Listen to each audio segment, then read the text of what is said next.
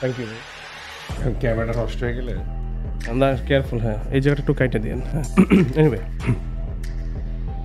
Oh finally okay we are rolling kind of. হ্যাঁ হ্যাঁ হ্যাঁ হইতেছে তো মনে হয়। হ্যাঁ হ্যাঁ ওকে। তো যাই হোক, তো আমরা আজকে সানগ্লাস পরে আছি, হ্যাঁ রিজন হচ্ছে তারেক আমাদের গেস্ট, হ্যাঁ আমাদের জন্য একটা গিফট নিয়ে আসছে। তো প্রথম আমরা আসলে আজকে গেস্টদেরকে কিছু দেওয়ার বদলে উল্টা পাইলাম। হ্যাঁ that's very new for us. হ্যাঁ ভেরি নিউ মাইলস্টোন। কিছু দিতে পারি না আমরা গেস্টদেরকে, বাট আজকে গেস্ট আমাদের জন্য নিয়ে আসছে। হ্যাঁ মানে ইন্ডিকেশন প্লিজ নেক্সট গেস্ট আমাদের জন্য কিছু কিছু একটা নিয়ে আসবেন। হ্যাঁ দ্যাটস দ্য পয়েন্ট। অথবা স্পন্সর করতে পারেন। তেমন কিছুই না, এটা হচ্ছে বুক ভরা ভালোবাসা, ওজনহীন কিন্তু মমতায় ভারী। ওয়াও, অনেক ভারী হয়ে গেল এখন জায়গাটা আসলে। যাক আমরা ইন্ট্রোডিউস করাই দিই। আজ আমাদের গেস্ট আজকে তারেক। কোন অ্যাডজেক্টিভটা অ্যাপ্রোপ্রিয়েট হবে সেটা তারেকই বলুক, যে ওকে কি হিসেবে ইন্ট্রোডিউস করা উচিত আমাদের। সো তারেক, তুমি এন্টারপ্রেনার, তুমি একজন সোশ্যাল সায়েন্টিস্ট, রাইট? সো তারপরে আমরা এই জায়গাগুলো নিয়ে কথা বলবো, বাট তুমি ওভারঅল আজকে আমাদের সাথে এসে আমাদের সাথে টাইম স্পেন্ড করে how do you feel about it, এবং সাথে সাথে তুমি নিজেকে একটু ইন্ট্রোডিউস করতে চাও। শিওর, থ্যাংক ইউ ফর মানে আজকে আমাকে এখানে আসার সুযোগ করে দেওয়ার জন্য। বাট ওয়ান থিং হচ্ছে যে আমি ভাবছিলাম যে পিনিক রুমে যাবো, বাট আমি তো ইউজুয়ালি সোশ্যাল মিডিয়াতে তারেক মেহেদি সবার কাছে, কিন্তু আমি ভাবছিলাম যে আজকে আরেক মেহেদি হয়ে আসবো।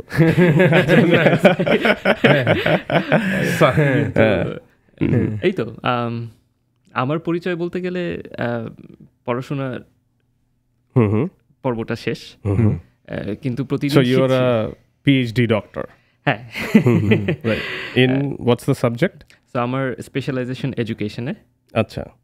সো এটা খুবই ইন্টারেস্টিং একটা স্টোরি ছিল আসলে, ওইটা না বললে হবে না। যে যেটা হয় যে বাংলাদেশে থাকলে সবাই ইঞ্জিনিয়ার, ডাক্তার, তারপরে হচ্ছে যারা লতে পড়ে, এই ধরনের একটা প্রেফারেন্স থাকে সব প্যারেন্টসদেরই। তো যেটা ছিল যে আমার বাসায় 3 ভাই, আমি সবচেয়ে ছোট।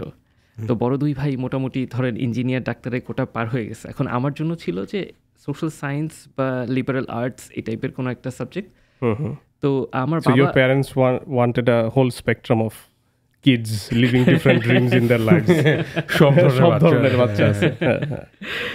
তো এটাই আর কি। বাট গ্ল্যাডলি যেটা হলো যে আমার বাবা এডুকেশন সেক্টরের আর কি, তো হি ইজ আ টিচার এডুকেটর। তো হঠাৎ করে আমি ক্লাস 8-এ যখন পড়ি, I got involved with journalism. তো আমাদের ওখানে ইউনিসেফের একটা প্রজেক্ট ছিল শিশু প্রকাশ, যারা হচ্ছে শিশু সাংবাদিক তৈরি করলো প্রত্যেকটা জেলা থেকে। আচ্ছা। তো এমন হলো যে প্রত্যেকটা স্কুল থেকে মানুষ, ছেলেপেলেরা গেল, একটা কম্পিটিশন। কত সালে বললো এটা? এটা হচ্ছে 2003-এর দিকে। আচ্ছা। সো 2003-এর দিকে ওই প্রজেক্টে আমি যে স্কুলে পড়তাম ওই স্কুল থেকে একটা প্রজেক্টে গেলাম, শিশু সাংবাদিক তারা চুজ করবে প্রত্যেকটা। ঢাকায় এটা প্রত্যেকটা 64টা জেলাতে 10 জন করে তারা সিলেক্ট করবে, 5টা ছেলে 5টা মেয়েকে, যাদেরকে তারা ট্রেন করবে যে শিশু সাংবাদিকতার। এবং মেইন কনসেপ্টটা ছিল যে আসলে বাচ্চাদের যে দুঃখ কষ্ট, তাদের অনুভূতি, এই জিনিসগুলো বাচ্চারাই ভালো মতো বুঝতে পারে। আমি বাচ্চা বলছি, বাট টেকনিক্যালি শিশু হবে। সো ওই কনসেপ্টটা থেকে যে শিশুরা শিশুদের অধিকার নিয়ে লিখবে, তারা কি চায়। তো শিশুদের রিপ্রেজেন্টেশনটা গণমাধ্যমে একটু আরও বড় একটা স্পেস দেওয়ার জন্য এই কনসেপ্টটা তৈরি হলো। তো গেলাম অনেকগুলো স্কুলের মধ্যে থেকে 10 জন যে সিলেক্টেড হলো, তাদের মধ্যে আমিও একজন। আচ্ছা। তো এই শিশু সাংবাদিকতার শুরু, আমরা জানলাম যে সাংবাদিকতার 6টা ক দিয়ে কিভাবে রিপোর্ট লিখতে হয়। তো আমরা প্রত্যেক, সেটা কিরকম সেরকম হচ্ছে যে যখন একটা রিপোর্ট লিখি আমরা, তখন কিন্তু আপনি দেখবেন যে ওই রিপোর্টের মধ্যে অনেকগুলো প্রশ্নের অ্যান্সার আপনি খুঁজে পান, কখন, কোথায়, কবে, কিভাবে, কেন। আচ্ছা। তো একজন ভালো রিপোর্ট লেখা ইজ অ্যান আর্ট। সবাই সাংবাদিক হতে পারেন। আপনি দেখবেন যে অনেকক্ষণ ধরে আপনি একটা রিপোর্ট পড়ে যাচ্ছেন, কিন্তু আপনার মনের খোরাকটা যাচ্ছে না। কিন্তু আবার কিছু কিছু সাংবাদিক যারা পত্রিকার প্রথম পাতায় লেখেন, তাদের কিন্তু এই ফার্স্ট প্যারাটার মধ্যে মোটামুটি একটা আইডিয়া দিয়ে দিতে হয়, what happened about this incident, যাতে করে আপনি আপনার পরবর্তীতে পড়ার জিনিসটা, আগ্রহটা আবার ফিরে পান। রাইট। তো we learn all about this writing ওই জার্নালিজম ট্রেনিংয়ে। আমরা শিশু প্রকাশ নামে একটা প্রজেক্টে একটা অফিসে যেতাম মোহাম্মদপুরে। তো that was my true calling to study education for future. মানে এখন যখন আমি রিফ্লেক্ট করি, আমি কিন্তু you got a very early call. Yes. And you were like teenager back then. 8th grade is like what, 13-14 years old? হ্যাঁ হ্যাঁ। আচ্ছা। So you were like grade 7-8 এ পড়ো তুমি? 8-এ পড়ি তখন। তো বেসিক্যালি এটা কিন্তু আমি রিয়েলাইজ করছি অনেক পরে এসে। আচ্ছা। অনেক পরে এসে রিয়েলাইজ করছি যে আসলে that was my true call. তো আমরা যখন বাচ্চাদেরকে নিয়ে রিপোর্ট করতে যেতাম, দেখা যেত যে উইকেন্ডে চলে গেছি ঢাকা ইউনিভার্সিটিতে, শাহবাগ চত্বরে ওই যে যারা পথশিশু ছিল তাদের কাছে গিয়ে ইন্টারভিউ করতেছি। তো কেউ বলতেছে আমি বড় হয়ে শাবনূর হতে চাই, আমি বড় হয়ে রিয়াজ হতে চাই, আবার কেউ হচ্ছে যে আমি বড় হয়ে উড়োজাহাজ চালাবো। মানে ওই ছোট ছোট বাচ্চাদেরও কিন্তু স্বপ্ন ছিল, but they were deprive from education.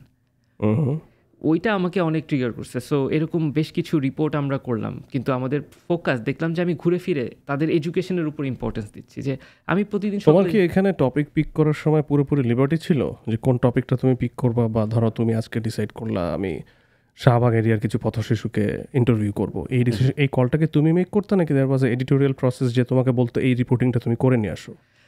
ইট ওয়াজ না এটা আমাদের উপর অনেক লিবার্টি ছিল, এবং it was more into like mentoring. মানে আফটার ইউ গট ট্রেন্ড, তখন তোমাদেরকে লিবার্টি, মানে like a workshop and right. And you guys used to get paid for it, like the service, or like it was completely voluntarily? So the learning part was volunteering, but ওরা আমাদের convince দিত because আমরা সবাই student ছিলাম, so it was not stipend বলতে পারো। stipend, but good thing about the reporting is like আমাদের যদি কোনো রিপোর্ট প্রকাশিত হতো তখন কিন্তু আমরা ওইটার উপর বেস করে কিছু পয়সা পেতাম।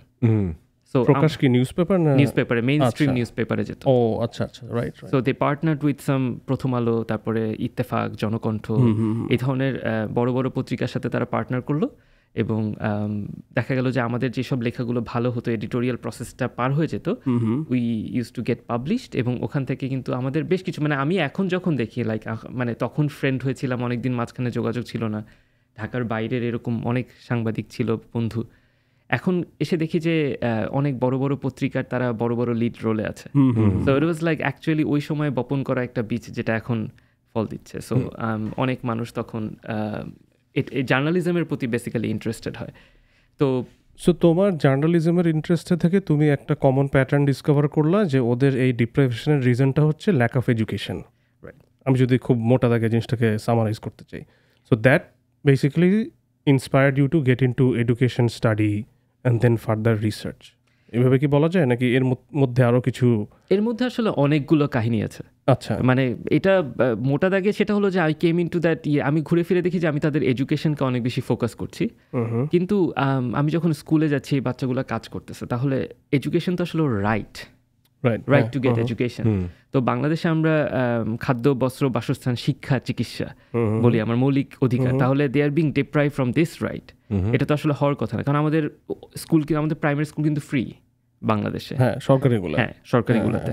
তো যেটা হয় যে তাদের তো আসলে ফ্রি এডুকেশন পাওয়ার কথা, এবং তারপরে যখন when I get deeper into it, দেখা যাচ্ছে কেউ ওখানে সন্ধ্যাবেলা স্কুলে যাচ্ছে, ইয়ে করছে। তো ওই জার্নিটা আসলে পরবর্তীতে আমাকে I got up to UNICEF. আচ্ছা, সো ইউনিসেফ পরবর্তীতে কি করলো, বিকজ ওইটা ইউনিসেফ ফান্ডেড একটা প্রজেক্ট ছিল, and they came up with this idea, they wanted to have advocates for education.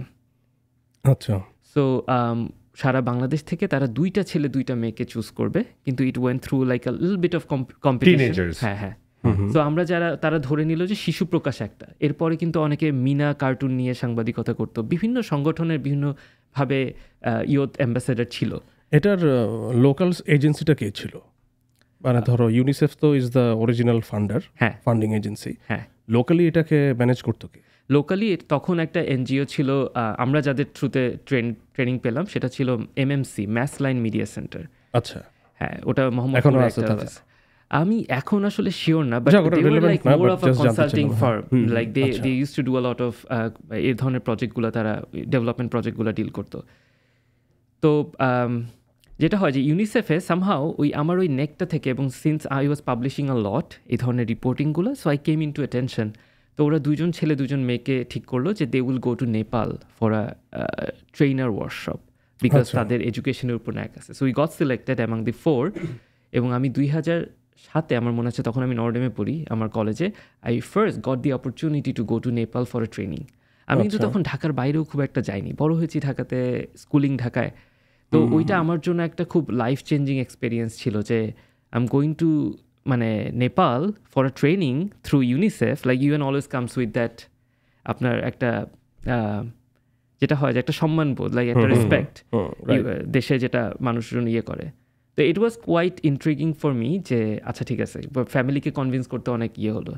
আমার আব্বু আম্মু দেখে অবাক যে কি ওরা প্রত্যেক উইকেন্ডে ও যাচ্ছে পড়াশোনার পাশাপাশি, কি সাংবাদিকতা করতে, কারণ সাংবাদিকতাটাকে ওইভাবে তো আসলে মানে ওই বয়সে যে ও একটা ছোট বাচ্চা, ও আবার সাংবাদিকতা কি করবে এই ধরনের একটা কনসেপ্ট থেকে। But when they first saw like না আই এম ইমপ্রুভিং, যে আমি একটার পর একটা জায়গায় গিয়ে ট্রেনিং নিচ্ছি, রেকগনিশন পাচ্ছ তুমি একটা। So then it was like a little bit different perception in the family. আচ্ছা, তখন বাবাও জিনিসটাকে ভালোভাবে দেখা শুরু করলেন এবং বললেন যে হ্যাঁ না তুমি যেটা করতে চাও করো। তো আমি ওখান থেকে ট্রেনিং নিয়ে আসার পর basically I got a whole lot opportunities at UNICEF projects, in different projects. ওটা কি একটা মাল্টিন্যাশনাল মানে বুট ক্যাম্প টাইপের ছিল নাকি কি ধরনের সেটআপ ছিল? So it was they used to call this project Young Champions for Education. আচ্ছা, so we were called Young Champions, আমরা যারা ট্রেনিং নিয়ে এসেছি, এবং আমাদের কাজ ছিল যে আমরা ইউনিসেফের বিভিন্ন প্রজেক্টগুলো নিয়ে কথা বলতাম to their outside partners, like local লেভেলে যেসব এনজিও ছিল লাইক ব্র্যাক বলেন বা আশা, সেভ দ্য চিলড্রেন, মানে এই ধরনের বিভিন্ন, তারা তো বেসিক্যালি গভর্নমেন্টের বিভিন্ন অর্গানাইজেশনের সাথেও কাজ করতো। So you guys had to interact with all the adults on the other side of the table. Yes. তাই না? এটা তো খুবই ডিফিকাল্ট ছিল probably. খুব ডিফিকাল্ট ছিল, মানে ওই টাইমে আমি চিন্তাই করতে, মানে তাদের অ্যাকসেপ্টেন্সটা কেমন ছিল? তোমরা যখন ধরো টিনেজার্স 13-14 ইয়ার্স ওল্ড, ওইদিকে একটা 60 ইয়ার্স ওল্ড বসে আছে যে বছর পর বছর ধরে he is like super board, so how was that? Like I am sure like খুবই ইন্টারেস্টিংলি, মানে এখন যখন রিফ্লেক্ট করি আমার মনে হয় যে ওনাকে কি জিজ্ঞেস করি কেমন লাগতো, লাইক এই পাটনা কি কথা বলতেছে। But it was very enlightening. আমি বলবো যে ওই ইয়েগুলো that gave us confidence to talk about us.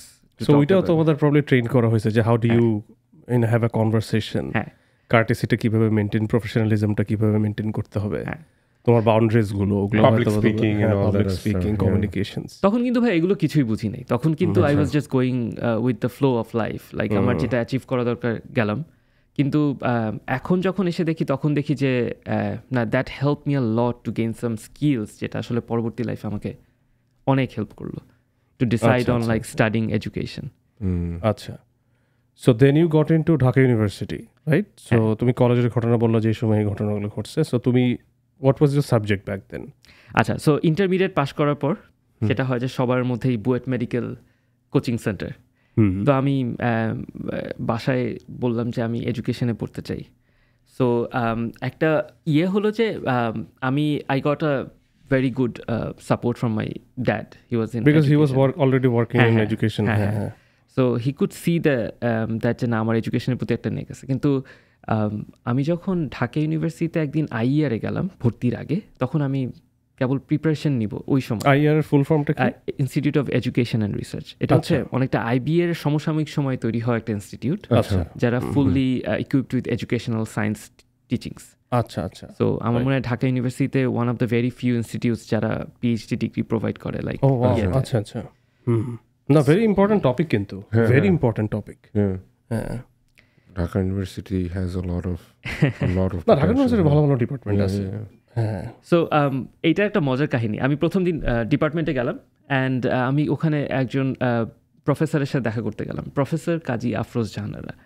So ওনার সাথে বেসিক্যালি কাজের শুরুতে মানে সূত্রে ইউনিসেফের আমি ওনাকে আপু বলে রাখতাম, because we use to work in the same project. তো এখন আমি না ওই ওয়েটটা বুঝতে পারি না, আমি তো কলেজ স্টুডেন্ট ছিলাম। সো আমি গিয়ে ওনার প্রফেসরের রুমে গিয়ে বললাম যে আপু আসবো। তুমি বলে এই তারে কি অবস্থা, আসো আসো আসো, এভাবে বলে উনি বসালেন। But that time we are colleagues, right? তো আফরোজ ম্যাডাম এরকম ছিলেন যে উনি আমাকে বললেন যে প্রথম দিকে উনি খুব একটা পাত্তা দিচ্ছিলেন না আমাকে। ও তুমি ঠিক আছে, তুমি ইয়ে করো, অ্যাডমিশন টেস্ট দাও, তারপরে তুমি টিকলে আমার সাথে কথা বলো। কারণ উনি বুঝতে পারছেন যে আচ্ছা এই ধরনের ছেলেপেলে তো অনেক আছে ঢাকা ইউনিভার্সিটিতে, একটা অ্যাডমিশন টেস্টে ধরেন 120 জন নেবে, ওখানে 14-15 হাজার ছেলে মেয়ে পরীক্ষা দিচ্ছে। তো আগে অ্যাডমিশন টেস্টে টিকে আসো, তারপরে কথা বলো। তো ওইটাই আমার জন্য বাসায় গিয়ে বললাম। তো আমি বুয়েটের কোচিং সেন্টার না গিয়ে আমি আইইআরে ভর্তির কোচিং করলাম। আচ্ছা, এটা কিন্তু একটা খুব সাহসের ব্যাপার, কারণ আমি যখন আইইআরে ভর্তি হই মানুষজন বলতো যে আমি ঘুম থেকে উঠে পরীক্ষা দিয়ে টিকে গেছি আইইআরে, ওইটার জন্য তুমি আবার আলাদা কোচিং করছো। সো আমি হচ্ছে আলাদা আবার coaching, because I was so serious about the department. ওটা কেউ আইইআর কোনো ইউনিটের আন্ডারে নাকি it's a separate exam, like IB এর এক্সামটা তো সেপারেট হয়? একটু তারেক তোমার মাইক্রোফোনটা একটু মুখের সামনে রাখতে হবে একটু। আচ্ছা আচ্ছা, হ্যাঁ। আইইআর পুরো সেপারেট একটা আইবি এর মতো আলাদা একটা ইনস্টিটিউশন। ওকে, আমি জানতামই না এরকম যে আরো ইনস্টিটিউট আছে। হ্যাঁ, অ্যামেজিং। যাই হোক, এনিওয়ে কন্টিনিউ। হ্যাঁ, না ওইটাই মানে আমাদের এখানে টিচাররা খুব বলতেন যে আমাদের মোস্ট অফ দ্য স্টুডেন্টস দেখা যেত যে পড়াশোনা করে তারা হায়ার এডুকেশনে বাইরে চলে যাচ্ছে। মনাশ ইউনিভার্সিটি অস্ট্রেলিয়াতে ইজ আ বিগ ইনস্টিটিউট, যেখানে প্রচুর আইয়ার গ্র্যাজুয়েট চলে যায়, অনেক ছেলেমেয়েরা দেখা যায় গভর্নমেন্ট জবে চলে যায়, যার কারণে তারা পরবর্তীতে আর ওই ডিগ্রিগুলো ম্যাটার করে না, ডেভেলপমেন্ট সেক্টর থেকে পলিসি মেকিং এ চলে যায়। তাই তো হয় আলটিমেটলি। সো ওইটাই। তারপরে যখন আমি কোচিং করে টিকে গেলাম অ্যাডমিশন টেস্টে, তখন আমি ম্যাডামের কাছে গেলাম এবং ওই দিন না I felt something different. This time she is my teacher. মানে এর আগে কিন্তু কলিগ ছিল, আপু বলতাম, এখন আমি কি বলবো, আমি ওই ঝামেলায় পড়ে গেলাম। এবং আমি যেদিন গেলাম দেখলাম যে উনি সায়েন্স ডিপার্টমেন্টের চেয়ারম্যান, সায়েন্স এডুকেশন ডিপার্টমেন্টের চেয়ারম্যান। সো ওই ফার্স্ট ওনার সাথে আমার একটা দূরত্ব তৈরি হওয়া শুরু হলো, যে from colleague to but she was very proud যে ওনার সাথে কাজ করতে করতে, মানে she was one of the persons who inspired me to get into education. যে হ্যাঁ, এডুকেশন নিয়ে তো পড়া যায়। It's very good যে Tareq actually is getting the opportunity to thank someone who inspired him. So আমরা কিন্তু most of us never got a chance to thank our teachers. I never had a chance. I left the country 10 years ago, like কোনোদিন ফেরত যায় কখনো কোনো টিচারের সাথে দেখা করিনি। That's very bad of me. কোনোদিন করি নাই। Should have done that.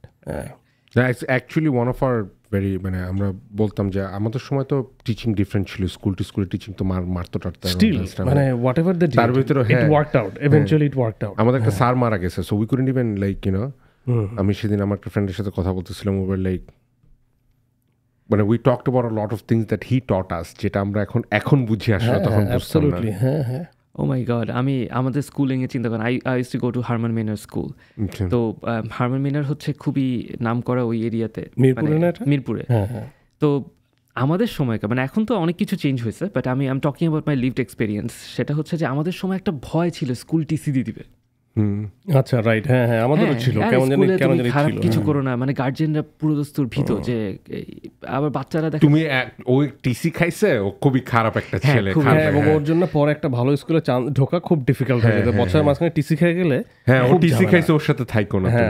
And think about like irony হচ্ছে যে আমি পরবর্তীতে যখন এডুকেশন নিয়ে পড়ছি, তখন আমার কাছে মেইন ইয়ে ছিল যে আচ্ছা, বাবা মা তো বাচ্চাদেরকে ওখানে এডুকেশন নিতেই পাঠাচ্ছে, like who are they to give the kids like you know TC, transfer certificate, like তোমাকে বের করে দেওয়ার কে? তারা তো they are taking the responsibility to teach your kid. That's their job. Yeah, that's why they are taking money.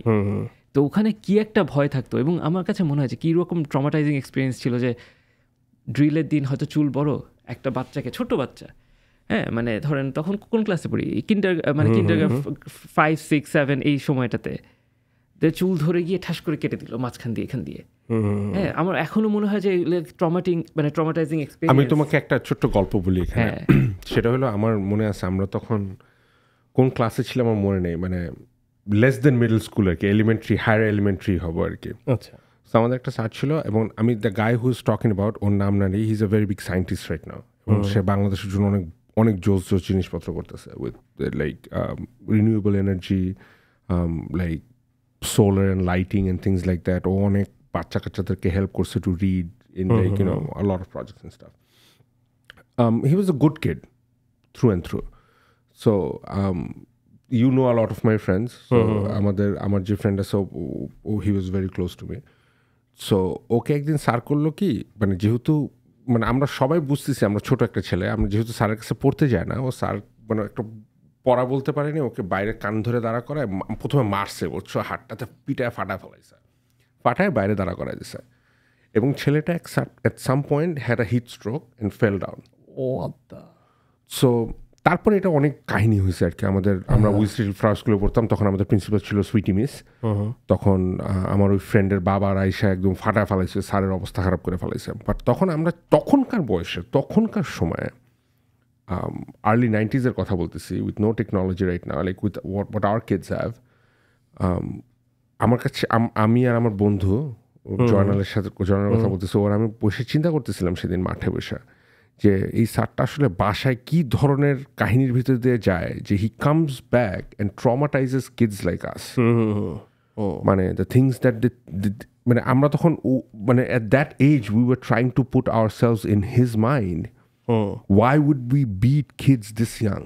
হ্যাঁ, এবং অনেকে একটা কাউন্টার আর্গুমেন্ট দেবে যে তখনকার সোসাইটিটাই এমন ছিল, but it's not like that. There were good teachers as well, of course there were good teachers as well who never like কোনোদিন আমাদেরকে মারে নাই, তাই না? So it's not a culture যে ওই সময় একটা কালচার এরকম ছিল তাই সবাই ওরকম ছিল, ইটস নট দ্যাট। না, just you are like messed up as a kid, or তোমার ফ্যামিলি খুব বাজে অবস্থায় আছে, তুমি জাস্ট একটা ক্যাওসের ভিতরে আসো, you are just expressing your anger on a kid.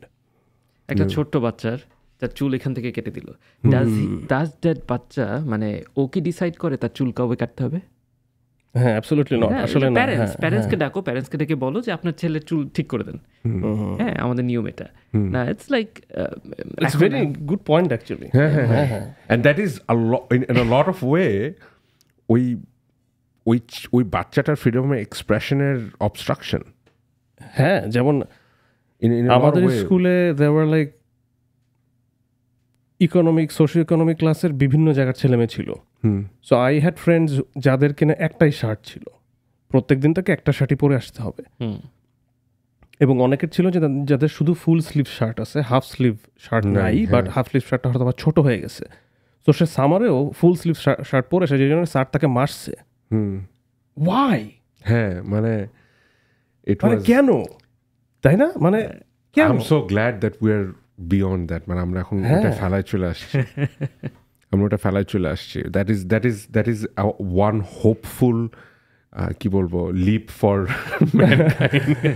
আসলে মানে I can't I don't know মানে I have pets, I can't even think about beating them. হ্যাঁ, কোনো কাউকেই না। মানে it's just how you being a human being beat another human being, which is এবং who is a minor, a kid, তাই না? মানে যাক, এনিওয়ে আমরা আমাদের পরে চলে গেছি, but it's an important topic, so carry on please. আমরা তোমার ওই জায়গাটা নিয়ে কথা বলতেছিলাম যে তুমি দেখলা যে এডুকেশনের একটা বড় struggle, so you got into Dhaka university, তারপরে তোমার টিচার স্টুডেন্ট রিলেশনশিপ, ইন্সপিরেশনের ওই কথাগুলো বলতেছিলা। So what happened next?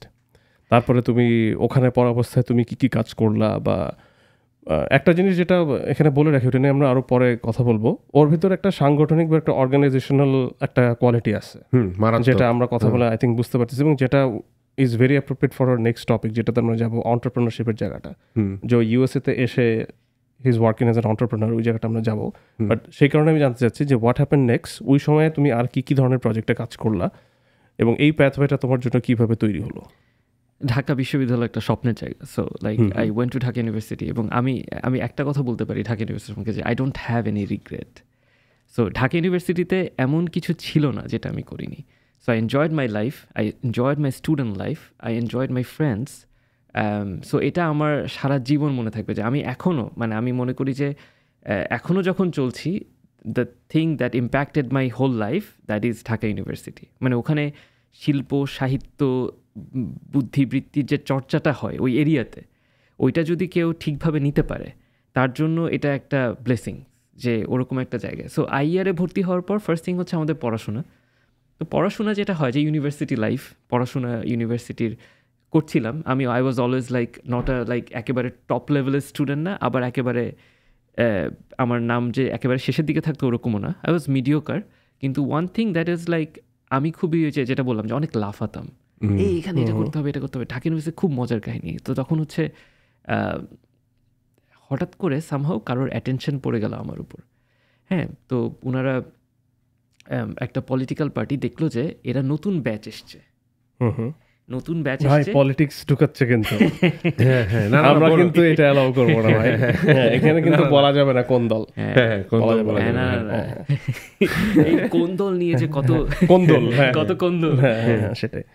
তো হঠাৎ করে তারা নোটিস করলো যে আচ্ছা এই ছেলেটা হয়তো বললে অনেকগুলো ফ্রেন্ড একসাথে জড়ো হচ্ছে, এই তো নেতা বানানো যায় এরকম একটা ব্যাপার। নেতা না, তাকে আমাকে একটা দায়িত্ব দিয়ে দিল, বললো যে তুমি একটা দেয়াল পত্রিকা বানাও, একটা দেয়ালিকা। আচ্ছা আচ্ছা আচ্ছা, আমি তো খুবই খুশি ইউনিভার্সিটি ঢুকে দেয়াল পত্রিকা বা নোটিশ বোর্ডের ওরকম দেয়ালিকা, সবার আর্টিকেল নিয়ে আমরা একটা দেয়ালিকা করবো। কিন্তু দেয়ালিকা একটা আর্ট, মানে ওখানে আসলে আপনি কিভাবে জিনিসগুলোকে কিউরেট করছেন, প্রত্যেকের লেখা কিভাবে আসতেছে, এডিটোরিয়াল, ওটা ডিজাইন কেমন হচ্ছে, ওটা কিন্তু একটা বড় মাপের একটা ক্যানভাস। এবং ঢাকা ইউনিভার্সিটিতে আমি I have mate several people যাদের হাতের লেখা ও মাই গড, মানে দেয়ালে যারা লেখে ইয়ে করে পুরো কম্পিউটারে কম্পোজ করে, কোনো মতেই ওটার সাথে কম্পেয়ার করা যাবে না। Better than that calligraphy, exactly artistic. তো আমাদেরকে বললো এরকম যে তুমি একটা দেয়ালিকা বের করো। আমি খুবই খুশি হয়ে, মানে মোটিভেটেড হয়ে শুরু করলাম ফ্রেন্ডদেরকে সমবেত করা। যখনই মোবিলাইজ করে ফেললাম, একদিন হুট করে আরেকটা দলের বেশ কিছু সাঙ্গপাঙ্গ এসে আমার কলার ধরে এরকম করে, এই তুই নতুন আসছিস, এটা সেটা। আমি পুরো মানে this is the first time আমি পড়ছি হারমান মিনা স্কুলের প্রচন্ড নিয়ম কানুনের মধ্যে, তারপর পড়ছি নটর ডেমে আরো নিয়ম কানুন। এখন হুট করে ঢাকা ইউনিভার্সিটি ওপেন জায়গায় এরকম লাইক তুমি এরকম ইয়ে করতেছো, তুমি জানো কারা তোমাকে এরকম ইয়ে করতেছে? আমি বললাম না, ওরা ওই সংগঠনের। আচ্ছা আচ্ছা। আমি বললাম কই, আমাকে তো বলে নাই, আমি তো জানতাম না, আমাকে তো বলছে দেয়ালিকা করতে, আমি দেয়ালিকা করতেছি। So that was my first learning, like life is difficult. হ্যাঁ, কিছু কিছু না ভেবে লাভ দিও না। So it happened to be like ওই সময় আমাকে সচেতন করে ফেললো রাজনৈতিকভাবে। এরপরে যেটা হলো যে আই স্টার্টেড টু গ্রো ওই পয়েন্টটা থেকে। ওইটাই আমার একটা খুবই লার্নিং পয়েন্ট ছিল। এবং এরপরে যেটা হলো যে আই রিয়েলাইজ যে না, রিলেশনশিপ ইজ দ্য কি two making things happen. So I started building relationship. So এটা এমন হলো যে ওই যে ভাইয়ারা আমার কলার ধরছিলেন, ওনাদের সাথে আমার খুবই ভালো রিলেশন হয়ে গেল। আমরা একসাথে সুবিধাবাদী, এটাকে সুবিধাবাদী বলে, মানে সবার সাথে ভালো সম্পর্ক, সবার সাথে ভালো সম্পর্ক। এই তারেকটা ডাক দে। তো ইয়েটা মানে অন্য দলের সাথেও খুব ভালো রিলেশন হয়ে গেল। তারপরে তো ইউনিভার্সিটি লাইফ ওয়াজ ফ্যান্টাস্টিক। এবং যেটা হলো যে ইউনিভার্সিটিতে আমি অনেকগুলো সংগঠন করেছি। ট্রান্সপারেন্সি ইন্টারন্যাশনাল বাংলাদেশের একটা ওয়ার্কশপে গিয়েছিলাম একবার, এবং ওখান থেকে আমরা শিখে এসেছিলাম যে সব কিছুর একটা রিসিট আছে। হ্যাঁ, ইউ গেট আ রসিদ, কিন্তু ঘুষের কোনো রিসিপ্ট নাই। কেউ তোমাকে ঘুষের কোনো রিসিপ্ট দিতে পারবে না। সো যেই জিনিসের রিসিপ্ট নাই ওই জিনিস আমরা দিব না, নিব না। তো ওইটা আমার খুব ভালো লাগছিল। এবং ওটার পরে আমি ঢাকা বিশ্ববিদ্যালয়ে আমাদের বড় কয়েকজন ভাই মিলে ওনারা ইএস গ্রুপ খুলে, এবং ইএস গ্রুপে I was one of the founding member বলা যায়, যে আমি ওখানে ছিলাম। তো ওইটা দিয়ে আমার সাংগঠনিক বিভিন্ন জিনিস। ইএস কোনটা হচ্ছে স্টেট ডিপার্টমেন্টের সাথে যে? নো, এটা হচ্ছে টিআইবির অ্যানাদার ইএস গ্রুপ আছে, এটাকে বলে ইয়ুথ এঙ্গেজমেন্ট অ্যান্ড সাপোর্ট। আচ্ছা। So we started doing a lot of workshops. So university life was very nice. আমি টিআইবির সাথে টিআই এর সম্পর্কটা আসলে কিরকম? মানে ট্রান্সপারেন্সি ইন্টারন্যাশনাল তো ট্রান্সপারেন্সি ইন্টারন্যাশনাল একটা ইন্টারন্যাশনাল অর্গানাইজেশন, টিআইবি হচ্ছে সেটা একটা বাংলাদেশি ব্রাঞ্চ বা এরকম কিছু কি ব্যাপারটা নাকি? মানে অর্গানোগ্রামটা এরকমই? রাইট। ওদের শাখায় like Transparency International, TIB, B মানে হচ্ছে Bangladesh. So in each country তারা হচ্ছে এভাবে তাদের অফিস পরিচালনা করে, বাট ওই অফিসের মেইন কাজ হচ্ছে they work with the government and other sectors to make sure. টিএমের রুল আমি জানি মোটামুটি কি করে, সেখানে গেলে আমরা আবার অনেক পলিটিক্যাল হয়ে যাব। লেটস নট গো দেয়ার। এইজন্যই আমি একটু নীরব আছি। যাই হোক, হ্যাঁ, এই তো টিএসসি ওয়াজ ফান। অ্যান্ড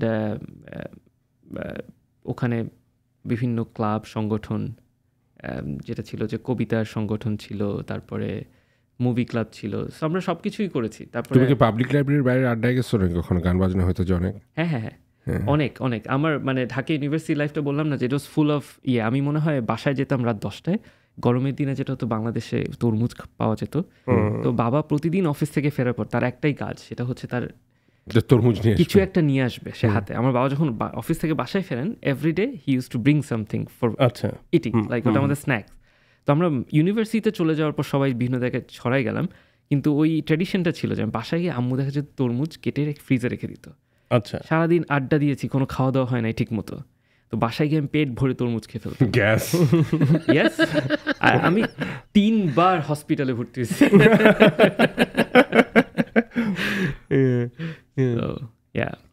তো এরপর যেটা হলো যে এর পাশাপাশি আমি বিভিন্ন ধরনের কাজ করতাম।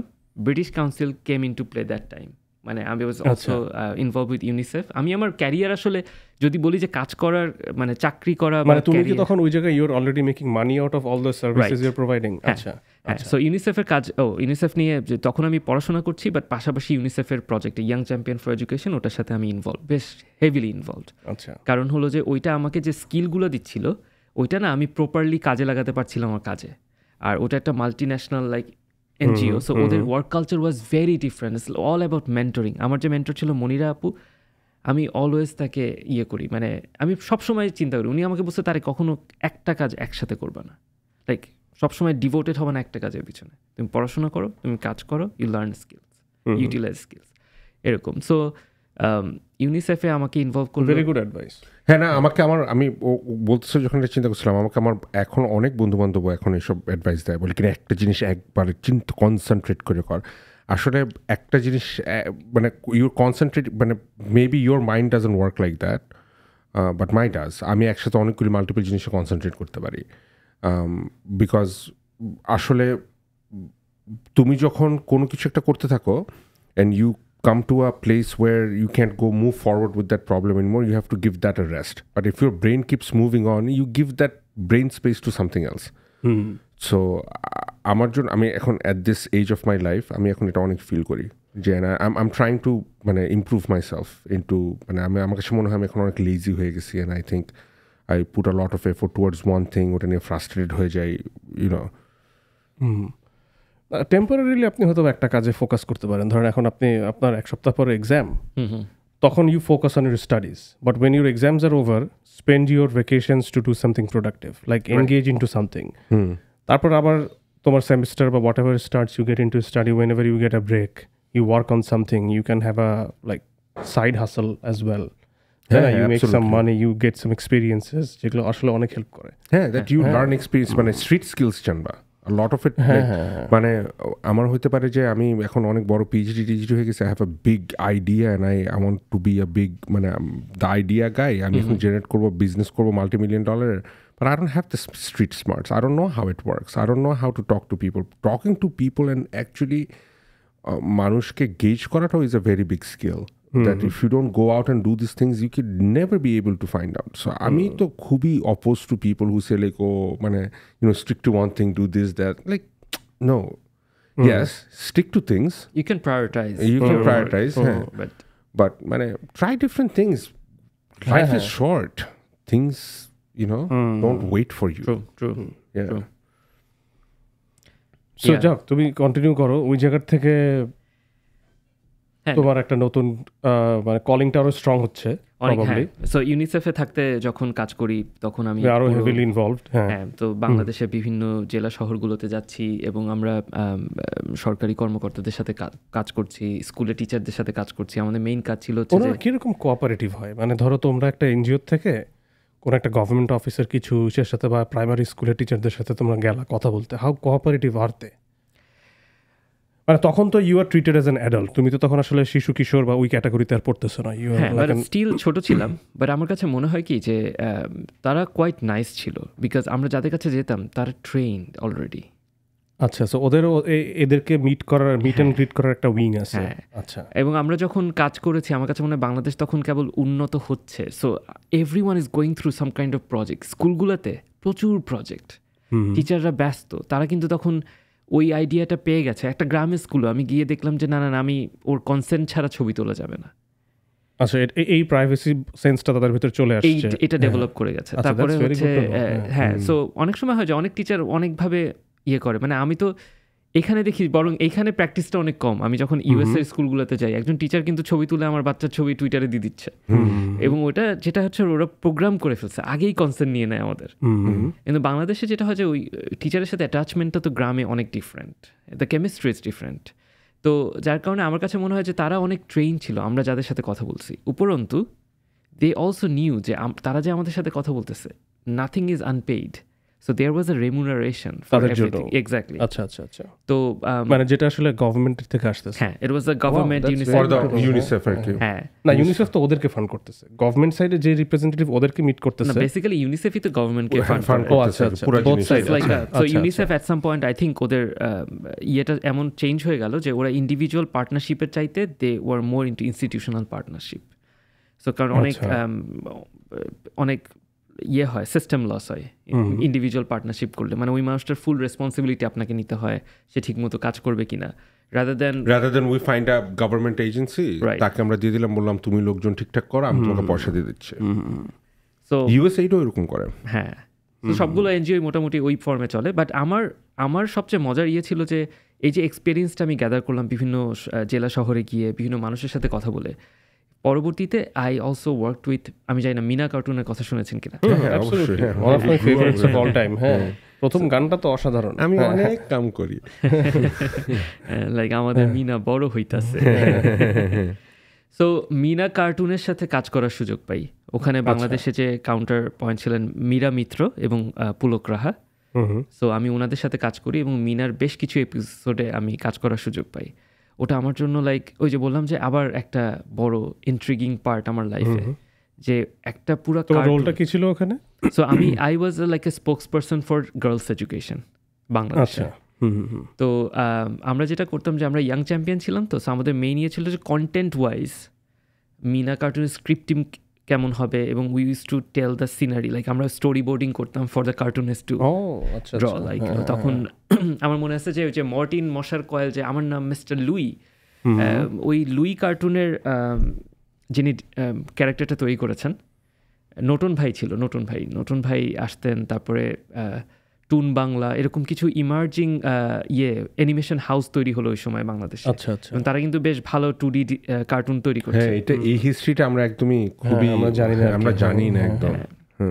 সো আমাদের মিনা কিন্তু বাংলাদেশেও প্রডিউস করা হয়েছে Meena cartoon. Initially started from India, এবং মিনার পেছনে খুব মজার কাহিনী পায়। মানে আমি চিন্তা করি যে একটা কত রিসার্চ বেসড একটা কার্টুন হতে পারে। লাইক মিনাতে যেটা হয় যে দেখবেন যে like 90+% almost like it's entertainment, এবং ওখানে 8% কিছু এডুকেটিভ ম্যাটেরিয়াল দেওয়া হয়, যেটা আবার রিপিটে দেওয়া হয় যে ছোট্ট বন্ধু পায়খানা ব্যবহার করো, এটা কিন্তু 3বার বলবে বা 4বার বলবে throughout the whole cartoon. হাত ধো, সাবান দিয়ে হাত ধো। এবং আমরা যখন হাত ধোয়ার এপিসোডটা যখন করছি, তখন কিন্তু ওই হাত ধোয়ার জীবাণুটা কোনটা দেখলে বাচ্চারা দৌড়ে পালাবে না কিন্তু ভয় পাবে, এই ধরনের রিসার্চও কিন্তু আমাদের করতে হয়েছে। সো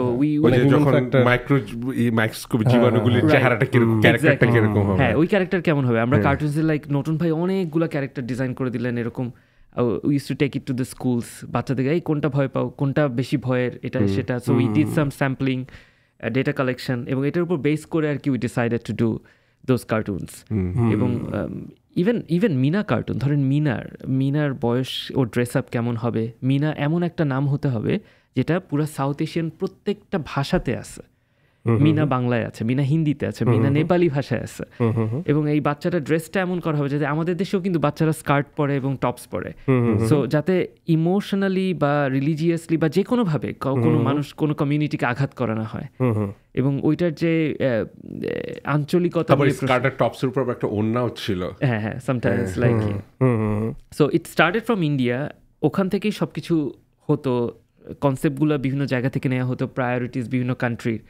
কিন্তু পরে গিয়ে দেখা গেল যে ইন্ডিয়া বা নেপালের জন্য যেটা একটা ন্যাশনাল প্রবলেম, ওটা তো আমাদের জন্য না। আমাদের জন্য ধরেন শিশু পাচার হয়ে যাচ্ছে, এক্স্যাক্টলি। আমাদের জন্য ভূমিকম্প একটা বড় প্রবলেম ছিল।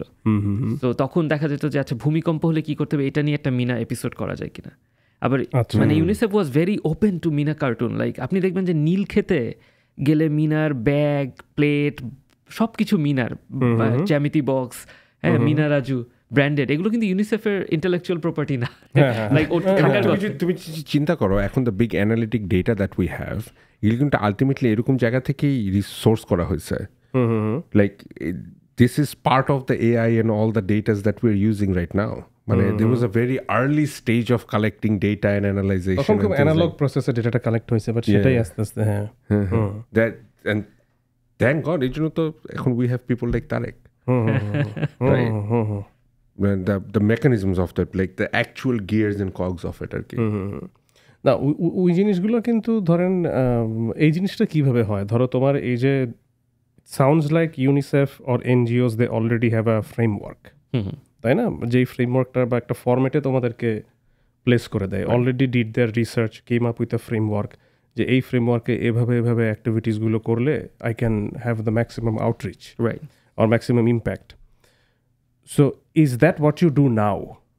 যে ওই রিসার্চটা, যে হোয়াট ইজ দ্য কন্টেন্ট, বা ধরো কন্টেন্ট নিয়ে যে একটা রিসার্চ করা যেতে পারে, যে ধরো কোন জীবাণুটাকে কিভাবে দেখালে বাচ্চারা ভয়ে পেয়ে পালাবে না, বাট আবার ভয় পাবে, সো এটা যে একটা ইস্যু হতে পারে, সেই ধরনের রিসার্চে কি তুমি এখন কারেন্টলি ইনভলভ, যে আসলে টপিক খুঁজে বের করা, যে what can be a new avenue for research when it comes to education? আমি জানি না বোঝাতে পারছি কিনা। না আমি বুঝতে পারছি। হ্যাঁ আসলে একটা জিনিস এই যে আমরা যখন আসলে পিএইচডি করে ফেলি পুরো একটা ব্রড ফিল্ড থেকে খুবই ন্যারো হয়ে যায়, এত ন্যারো হয়ে যায় যে সামটাইমস আমি এখন মনে করি যে আমার বায়াসনেস আছে। মানে আমি যখনই আই থিঙ্ক অ্যাবাউট এডুকেশন, আমার স্পেশালাইজেশন ছিল এডুকেশনের মধ্যে teacher education, teacher professional development. So আমার একটা ফিলিং হলো যে আচ্ছা মানে আমাদের একটা বাচ্চা যদি ক্লাসে গিয়ে দেখে যে টিচারটা তার থেকে স্মার্ট না, টিচার ফেসবুক ইউজ করছে না, মানে আমি জাস্ট সেটিং অ্যান এক্সাম্পল, তাহলে তো তার কাছ থেকে শিখতে ইচ্ছা করবে না। আচ্ছা, মানে he or she is not cool enough, relate করতে পারবে না। Right, a teacher is a student but a good student. like একটা বাচ্চা কিন্তু ক্লাসে পড়াশোনা করে যায় না, কিন্তু একজন টিচারকে যেতে গেলে কিন্তু তাকে প্রিপেয়ার হতে হবে। ওই 40 মিনিটস 1 ঘন্টার মধ্যে যেই জিনিসটা আমার লার্নিং আউটকাম, ওটা কিন্তু আমার বাচ্চাকে ডেলিভার করতে হবে, না I should bring out that outcome. এখানে আমি তোমাকে একটা ক্রিটিক্যাল প্রশ্ন করব, সেটা হচ্ছে আমাদের দেশে এই যে মেধা পাচার বলে একটা টার্ম আছে, যে ছেলেমেয়েরা বাইরে চলে আসতেছে এবং প্রবাবলি রেটটা এখন অনেক বেড়ে গেছে রিসেন্ট টাইমসে। স্পেশালি ঢাকা ভিত্তিক স্টুডেন্ট গ্র্যাজুয়েটরা, তাদের মনে হয় একটা বড় অংশেরই গোল থাকে লিভ দ্য কান্ট্রি। এবং তুমি এই ইসের ভেতরেই পড়ি, সূর্যভার একটু আগে আসছে, হ্যাঁ, বা ব্রেইন ড্রেন যেভাবেই বলি না কেন। সো এইটা যখন সিনারিও, তখন আলটিমেটলি যারা এডুকেশনকে অ্যাজ এ প্রফেশন হিসেবে নিচ্ছে বাংলাদেশে, তারা কি এটাকে একটা চয়েস হিসেবে নিচ্ছে, নাকি তাদের আর কোনো অল্টারনেট নাই দেখে এই প্রফেশনটা was a low hanging fruit, they got it but they don't actually have the capability to deliver what, যেই স্ট্যান্ডার্ডটা তোমরা সেট করতেছো সেইটা মিট করার মতো ক্যালিবারের টিচার কি এখন আসলে আসতেছে? মানে কতজন আসলে প্যাশনেটলি টিচার হতে চায় বাংলাদেশে? ধরো you are the first person, আমি ইনফ্যাক্ট ঢাকা ইউনিভার্সিটি IER এর ইনস্টিটিউটের নাম আমি ফার্স্ট টাইম শুনছি। And we actually had this same conversation one day on our first podcast. হ্যাঁ, সো এবং আমি তো ঢাকা শহরে বড় হয়েছি, been around that area lot, so I have never hard.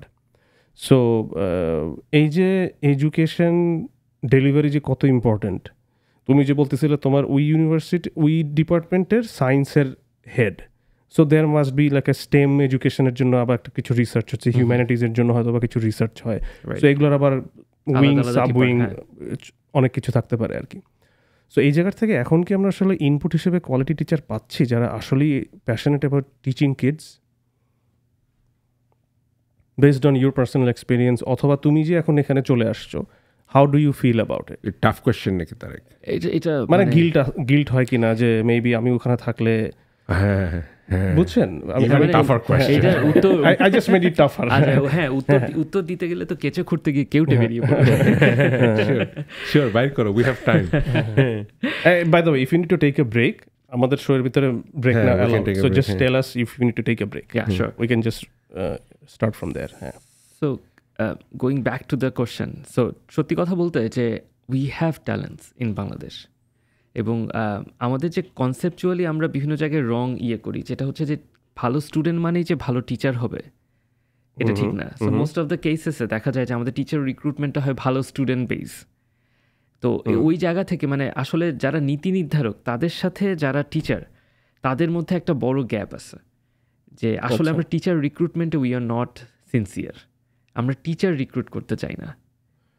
এখানে আমি ডেভিলস অ্যাডভোকেট রোল প্লে করি, আমি একটা কাউন্টার আর্গুমেন্ট দিই। I want you to refute me but I don't know the counter arguments. আমি তোমার থেকে শুনতে চাই এটা, যে রেজাল্ট ছাড়া আর কি কোনো সলিড কোয়ান্টিটেটিভ মেট্রিক আছে যেটা দিয়ে আসলে কে বেটার এটা বের করা যায়? মানে একটা টিচার, একটা ভালো স্টুডেন্ট যে ভালো টিচার হবে না, কমপ্লিটলি অ্যাগ্রি উইথ ইউ, কিন্তু what is the other metric that we can use to evaluate or choose between two candidates? যে ইউনিভার্সিটিগুলোতে টপারই বা ফার্স্ট সেকেন্ড দুইজন ফ্যাকাল্টিতে অ্যাসিস্ট্যান্ট প্রফেসর হিসেবে জয়েন করতে পারে, বাংলাদেশের মোস্ট অফ দ্য পাবলিক ইউনিভার্সিটিতে এই অ্যারেঞ্জমেন্ট, তাই না? যদি এইটা ছাড়া অন্য কোনো ক্রাইটেরিয়াকে ইনক্লুড করা হয় যে না first second by default teacher হতে পারবে না, তাহলে কে টিচার হবে? এই প্রসেসটার ভেতরে কি করাপশন চলে আসার অনেক পসিবিলিটি থাকে না? বিকজ তখন তো ইটস ভেরি সাবজেক্টিভ, তুমি এটাকে আর কোয়ান্টিফাই করতে পারতেছ না। GPA is a decimal place precision, whoever is better is actually better, unless তোমার পরীক্ষাতে কোনো নকল টকল না হয়ে থাকে, সেটা অন্য ব্যাপার। But I think in general বাংলাদেশে এত ইউনিভার্সিটি লেভেলে নকল হয় না। অ্যাডমিশনের কথা আমি জানি না, প্রশ্ন এখন কী হয়, আমাদের সময় অনেক ফার্স্ট টাস হয়েছে শুনছি। So but what's your opinion about it? So research তো অনেক ধরনের আছে, একটা হচ্ছে কোয়ান্টিটেটিভ। সো অনেক সময় আমি সবসময় এটা ফিল করি, বিকজ আমার ওয়াইফও engineer, so they always think about like quantitative measure, but আপনি qualitative aspect of the candidate যদি চিন্তা করেন, how about like giving them a trial that you take a class on this topic. আমাদের অনেক observation টুল আছে, অনেক standardise observation টুল আছে, যেটা দিয়ে আপনি একটা ক্লাসকে যদি মেজার করেন, আপনি you can find out the right teacher for that class, তাই না? এটা খুবই ইজি, বাট আমরা ওই প্রসেসেই যাই না। I think the challenge is the infrastructure এবং খরচ। জিপিএ দেখে একটা ছেলেকে রিক্রুট করা যতটা ইজি, আমি প্রত্যেকটা ক্যান্ডিডেটকে একটা ডেমো ক্লাস অ্যারেঞ্জ করে তাদেরকে এভালুয়েট করতে যেই পরিমাণ টাইম, এফোর্ট অ্যান্ড মানি যাবে, সেইটা হয়তো বা ওই ফান্ডটা আমাদের নাই। কিন্তু ওই ফান্ডটার জন্য আপনি কি পরিমাণ একটা রিপল এফেক্ট করছেন দেখেন। আপনি একটা টিচার, একটা রং টিচারকে রিক্রুট করছেন, that is disaster, like you are destroying the nation. Just একটুখানি কেন এখানেও তো হয়, এখানে আপনি একটা স্কুলে পড়াতে যান, এটা কি ডিরেক্ট রিক্রুটমেন্ট না? They will give you an opportunity, like আগে থেকে বলে দিবে যে এই টপিকটা আপনি স্কুলে একদিন ডেমো ক্লাস নেবেন। সো ডেমো ক্লাসে বাচ্চাদের সাথে কিভাবে কানেক্ট করছে, ওখানে বাচ্চারাই থাকে। এবং আমার কাছে মনে হচ্ছে, আমি যখন মেসনে ছিলাম, জর্জ মেসন ইউনিভার্সিটিতে যখন আমি পিএইচডি করছি, তখন একজন টিচার রিক্রুটমেন্টের সময় আমাদেরকে ডাকা হলো ক্লাসে। participated in many of those. Absolutely. So কোন টিচার কার সাথে কিভাবে কানেক্ট করতে পারে, ওটা দেখলেই কিন্তু ওনারা বুঝে যায়। Apart from the CV, like তার অনেক অ্যাচিভমেন্ট, একাডেমিক অ্যাচিভমেন্ট, কিন্তু ওই মানুষটা যে ক্লাসে খুব ভালো পড়াতে পারবে ওরকম না। সো আমার মনে হয় যে ওটা অনেক ইম্পর্টেন্ট, একটা অবজারভেশন করাটা। না, এটা তো অ্যাবসলিউটলি একটা, মানে আইডিয়ালি সেটাই হওয়া উচিত, but can we afford it? That's the question. হ্যাঁ, that is what boils down to pretty much everything right now. মানে আমরা যে একটু আগে রিসার্চের ব্যাপারে কথা বলতেছিলাম, যে মানে the scientist is gonna think the way whatever he is getting paid for আর কি। তো এখন দ্যাটস হোয়াট ইট ইজ আর কি। মানে এখন তোমার কাছে যদি পয়সা থাকে ভালো, তুমি you able to recruit better মানে educators. If you don't, then you are মানে ডিলিং উইথ তারেক চলে আসতেছে, whatever is left behind Tarek in Bangladesh. মানে কোনো একটা আগে সে 50, সে আগে বিসিএস পরীক্ষা দেওয়ার চেষ্টা করবে, এটা করবে, ওটা করবে, না পারলে সে টিচার হবে। মানে একটা ছোট্ট ধরেন, আপনি যদি একটা জায়গায় টাইট দেন সিস্টেমে, একটা জায়গায় স্ট্রিক্ট হন, তাহলে কিন্তু আদার অ্যাসোসিয়েটেড সবগুলো স্টেপই আপনার স্ট্রিক্ট হতে বাধ্য। মানে ফর এক্সাম্পল, আপনি যদি বলেন যে না, আমি একজন কোয়ালিফাইড টিচারকেই নিব, না হলে নিব না, তখন দেখবেন যে যারা আসলে টিচিং প্রফেশনে কোনোদিন আসতে চায়নি, তাদেরকে যখন ক্লাস নিতে দিবেন, তখন কিন্তু তার ওই মন থেকে ওই ইয়েটা আসবে না। সে ওখানে কিন্তু খুবই ভিজিবল হয়ে যাবে যে এই মানুষটা আসলে টিচিং প্রফেশনের জন্য না। আবার 2 নম্বর হচ্ছে, যার হয়তো যেমন এডুকেশন হচ্ছে ওয়ার্ল্ডের সবচেয়ে বড় ইন্ডাস্ট্রি, এমন কোনো দেশ পাবেন না যেখানে একটা স্কুল নেই। টাকা পয়সা দিয়ে তারা বাচ্চা পড়াচ্ছি, হচ্ছে ভেরি বিগ ইন্ডাস্ট্রি, সবচেয়ে লেস পেইড জব, তাই না? টিচারকে আমরা সবচেয়ে কম টাকা পে করি। সো ওই বিষয়গুলো চলে আসে কি, তখন দেখা যায় কোয়ালিফাইড টিচার যারা টিচিং প্রফেশনে যেতে চায়, তখন কিন্তু তারা ট্রেনিং নিবে। আচ্ছা, এডুকেশন, টিচিং লার্নিং প্রসেসটা নিয়ে একটু জানি, আমি ক্লাস কীভাবে ম্যানেজ করতে হয়, আমার কীভাবে লেকচার দিতে হয়। নাই অনেক আমার কাছে মনে হয়েছে যে আমরা টিচিংয়ের ইউনিভার্সিটি লেভেলে টিচিংয়ের 10-12টা মেথড পড়েছি লেকচার মেথডে। কিভাবে ক্লাসে টিচ করা যায় বাচ্চাদেরকে, এই 10-12টা মেথড পড়ছি। আমাদের যে টিচার ছিল, উনি লেকচার মেথডেই পড়েছে, খালি বসে বসে পড়ছেন, আমরা লাইক অথচ it could have been very interactive. আমরা প্রত্যেকটাই টেস্ট করতে পারতাম, আমরা প্রত্যেকটাই বুঝতে পারতাম। সো এরকম অনেক ব্যাপার আছে। আমার কাছে মনে হয় যে সিস্টেমে আসলে এখন একটা we have to bring a revamped concept, যেখানে একটা জায়গায় আমরা কোনো কোয়ালিটির সাথে নড়বড় করবো না। আমরা অনেক কোয়ান্টিটি নিয়ে আমাদের উই লাভ কোয়ান্টিটি, যে তুমি টিচার ট্রেনিং হয়েছে, কয়টা টিচারকে ট্রেনিং করছো, 1000 টিচারকে ট্রেনিং দিচ্ছে, that's it. No, like what is the quality? মানে আপনি একটা ক্লাসে যদি 40টা বাচ্চা থাকে, if you look at the numbers, 38টা বাচ্চা ভালো করছে, আমার ক্লাস খুব ভালো করছে। না, হাউ অ্যাবাউট লাইক যে 2টা বাচ্চা ভালো করে নাই, ওর মধ্যে তো একটা স্পেশাল নিড বাচ্চাও থাকতে পারে। সো আমি যদি জানতে চাই, to know about my class, the need of my class, I need to look at the qualitative aspect of it. হ্যাঁ, আমার মনে হয় এখানে স্কুলের ফ্রেমিংটাই চেঞ্জ করে ফেলা উচিত। এবং আমেরিকা, আমি চাই না অন্য কথা, মানে বাংলাদেশের কথা বলছে, আমেরিকা তো হচ্ছে আস্তে আস্তে এখন, মানে দের প্রোগ্রামস অ্যান্ড থিংস, মানে চেষ্টা করতেছে, বাট আর অন্য এগেন ওই ফান্ডিংয়ের অভাবে ইটস ভেরি হার্ড আর কি। হ্যাঁ, ফ্রেমিং চেঞ্জ করার কথা বলতেছিলাম না, মানে আমাদের ক্লাসগুলোর অবজেক্টিভ হওয়া উচিত not to find who is the best student, rather অবজেক্টিভটা হওয়া উচিত আমি পুরো ক্লাসের সবাইকে নিয়ে পাস করবো। That should be the objective. তাহলে না ওই যে ইন্ডিভিজুয়াল ইন্টারাকশনসগুলো যে from a very early age I start caring about my friend who is falling behind me for whatever reason, সেটা স্পেশাল নিড হোক বা ল্যাক অফ ট্যালেন্ট হোক বা যাই হোক না কেন, অথবা তার ফ্যামিলি এনভায়রনমেন্ট হোক না কেন, what ever this, I try to help so that আমার অবজেক্টিভ হচ্ছে ক্লাসের সবাই মিলে পাস করতে হবে, that is my goal. So maybe এরকম একটা ফ্রেমিং চিন্তা করা যেতে পারে। এক্স্যাক্টলি। আবার আমার মাঝে মাঝে মায়াও লাগে আমার দেশের জন্য, কারণ আমার কাছে মনে হয় যে আমরা তো আসলে একটা ছোট দেশ, আমাদের এরিয়া অলমোস্ট ভার্জিনিয়ার মতো, লাইক ভার্জিনিয়া থেকে 10,000 স্কোয়ার মাইল বেশি, কিন্তু উই হ্যাভ 180 মিলিয়ন পিপল। এই 18 কোটি মানুষ, মানে ইভেন তো আমি সবাইকে নিয়ে ক্লাসে বড় হতে চাচ্ছি, কিন্তু আসলে তো সবার জন্য অপরচুনিটি ইকুয়াল না।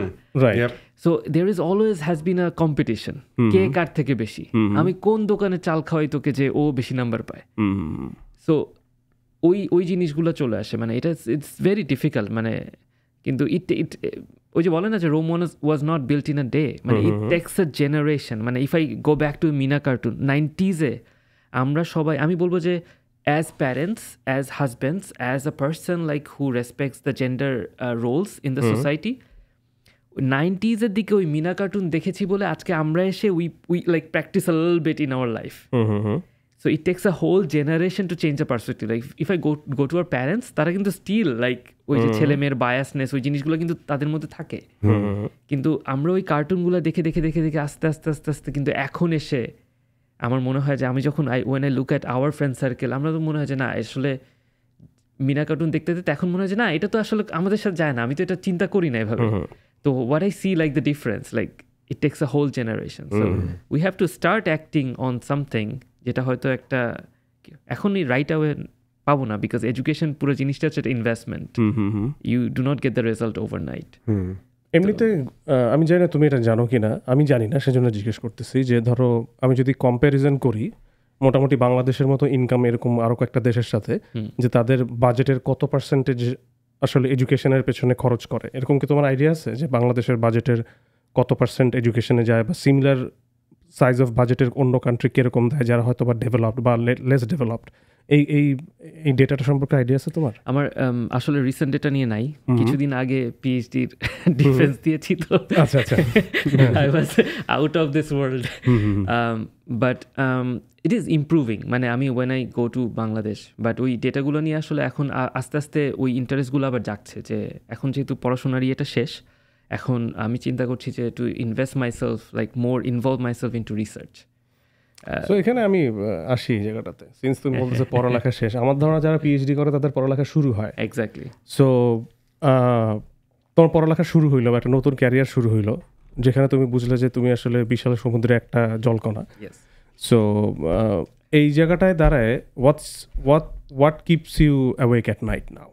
আমি যদি তোমার কারেন্ট রিসার্চ স্ট্যাটাস নিয়ে জানতে চাই, যে তোমার background we understand the concept এখন কিছুটা, যে why you got into this thing, তারপরে তুমি ওখান থেকে ইউএসএতে পড়তে আসলা,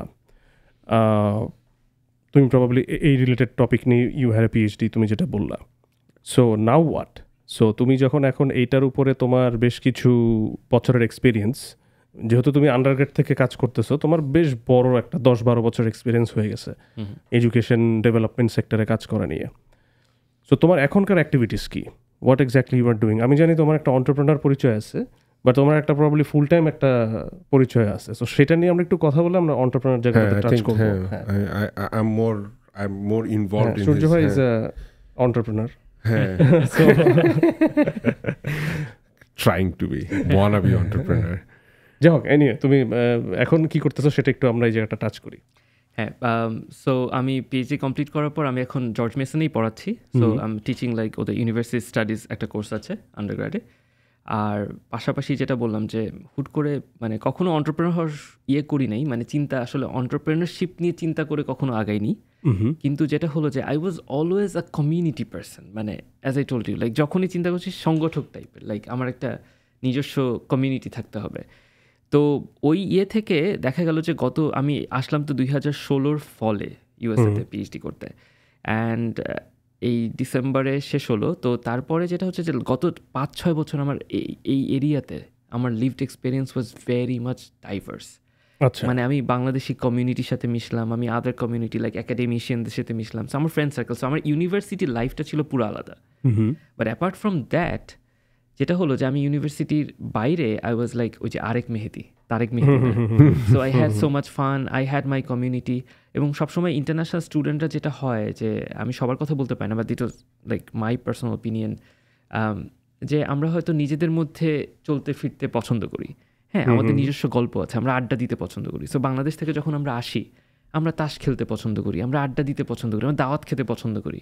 সো আমরা একটা ওই চক্রের মধ্যে পড়ে যাই, হ্যাঁ প্রতিদিন আল্লাহ 30 দিনই আমাদের দাওয়াত, লাইক এর বাসায় ওর বাসায় তার বাসায়। তো এইভাবে ওই দাওয়াতও খাচ্ছি, কিন্তু I kind of like took my self out of that as well. আমি দাওয়াত খাচ্ছি, কিন্তু অলসো আমি যখন ইউনিভার্সিটিতে যাচ্ছি আমি এখানে লোকাল ফ্রেন্ডসদের সাথে মিশছি, ওদেরকে আমার কালচারে কথা বলছি।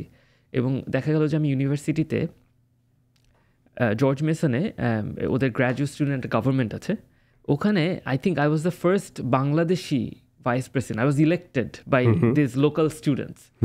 সো ওই জিনিসগুলো আমাকে অনেক ইন্সপায়ার করলো যে to come out of the box. তো আমি দেখা যেত যে পড়াশোনার পাশাপাশিও I was heavily involve with campus related বিভিন্ন অ্যাক্টিভিটি, এটা সেটা বিভিন্ন ক্লাব, এবং I formed Bangladeshi graduate student at Mason. Because আমরা দেখলাম যে আমরা যখন আসছি তখন মাত্র 13-15 জন ছিল, এরপরে আস্তে আস্তে সংখ্যাটা বাড়তে থাকলো, এবং এখন দেখা যায় আমরা যদি বাসায় আমাদের স্টুডেন্ট কমিউনিটি দাওয়াত দিয়ে 130 জন মতো চলে আসে। So over last few years অনেক বেড়েছে। সো উই স্টার্টেড লাইক আচ্ছা we need to get us hard in the community, because আমাদের অনেক ফেস্টিভ্যাল আছে, আমরা বসন্ত বরণ করতে চাই ইউনিভার্সিটিতে, কারণ আমাদের ওই বাংলাদেশি ইয়েটা তো আছে। তো যার কারণে we started like Bangladeshi graduate student association. এই যে বিভিন্ন ধরনের কাজ করেছি, এই কাজ করতে করতে I found out a small gap in our community. সেটা হচ্ছে আমরা যখন বাংলাদেশিরা বিভিন্ন জায়গায় যাই, আমরা বিভিন্ন ইভেন্ট করি, আমরা খুব কিন্তু অনুষ্ঠান করতে খুব পছন্দ করি, but we don't have a platform by our self. Maybe অন্য কোথাও আছে, বাট আমি এই জায়গাটাতে কখনো পাইনি। সো আই স্টার্টেড লাইক আচ্ছা ঠিক আছে, অনেক দিন ধরে চিন্তা করছি যে এরকম কিছু করা যায় কিনা, কিন্তু পড়াশোনার চাপে কখনোই কিছু করা হয়নি। আবার it requires a lot of human capital, like ধরেন ইটস নট জাস্ট আমি মনে করলাম যে একটা প্ল্যাটফর্ম তৈরি করবো, so you need like a website designer, you need some programmers to like program the inner software, এটা সেটা ব্যাক এন্ডে। সো আমি জানি না তখন কোন আর্টিফিশিয়াল ইন্টেলিজেন্স ছিল, but I search Google so much, you found something. That is actually my আমার first entrepreneurship started like that too. আমি আমার first website, back in the days dial-up forum-এ PHP শিখে এরপর I coded it. That was my first ever enterprise, or মানে কি বলবো, a startup or whatever you want to call it. So yeah. Exactly, মানে আমারও same কাহিনী। After defence আমাকে কিছু করার নেই, সাবমিট করে দিয়েছি আমার ডিজার্টেশন, এরপরে কিছুই করার নাই যতক্ষণ পর্যন্ত ওয়ার্ক পারমিট না আসবে, আমি ফ্রি, কোনো চাকরিও করতে পারছি না।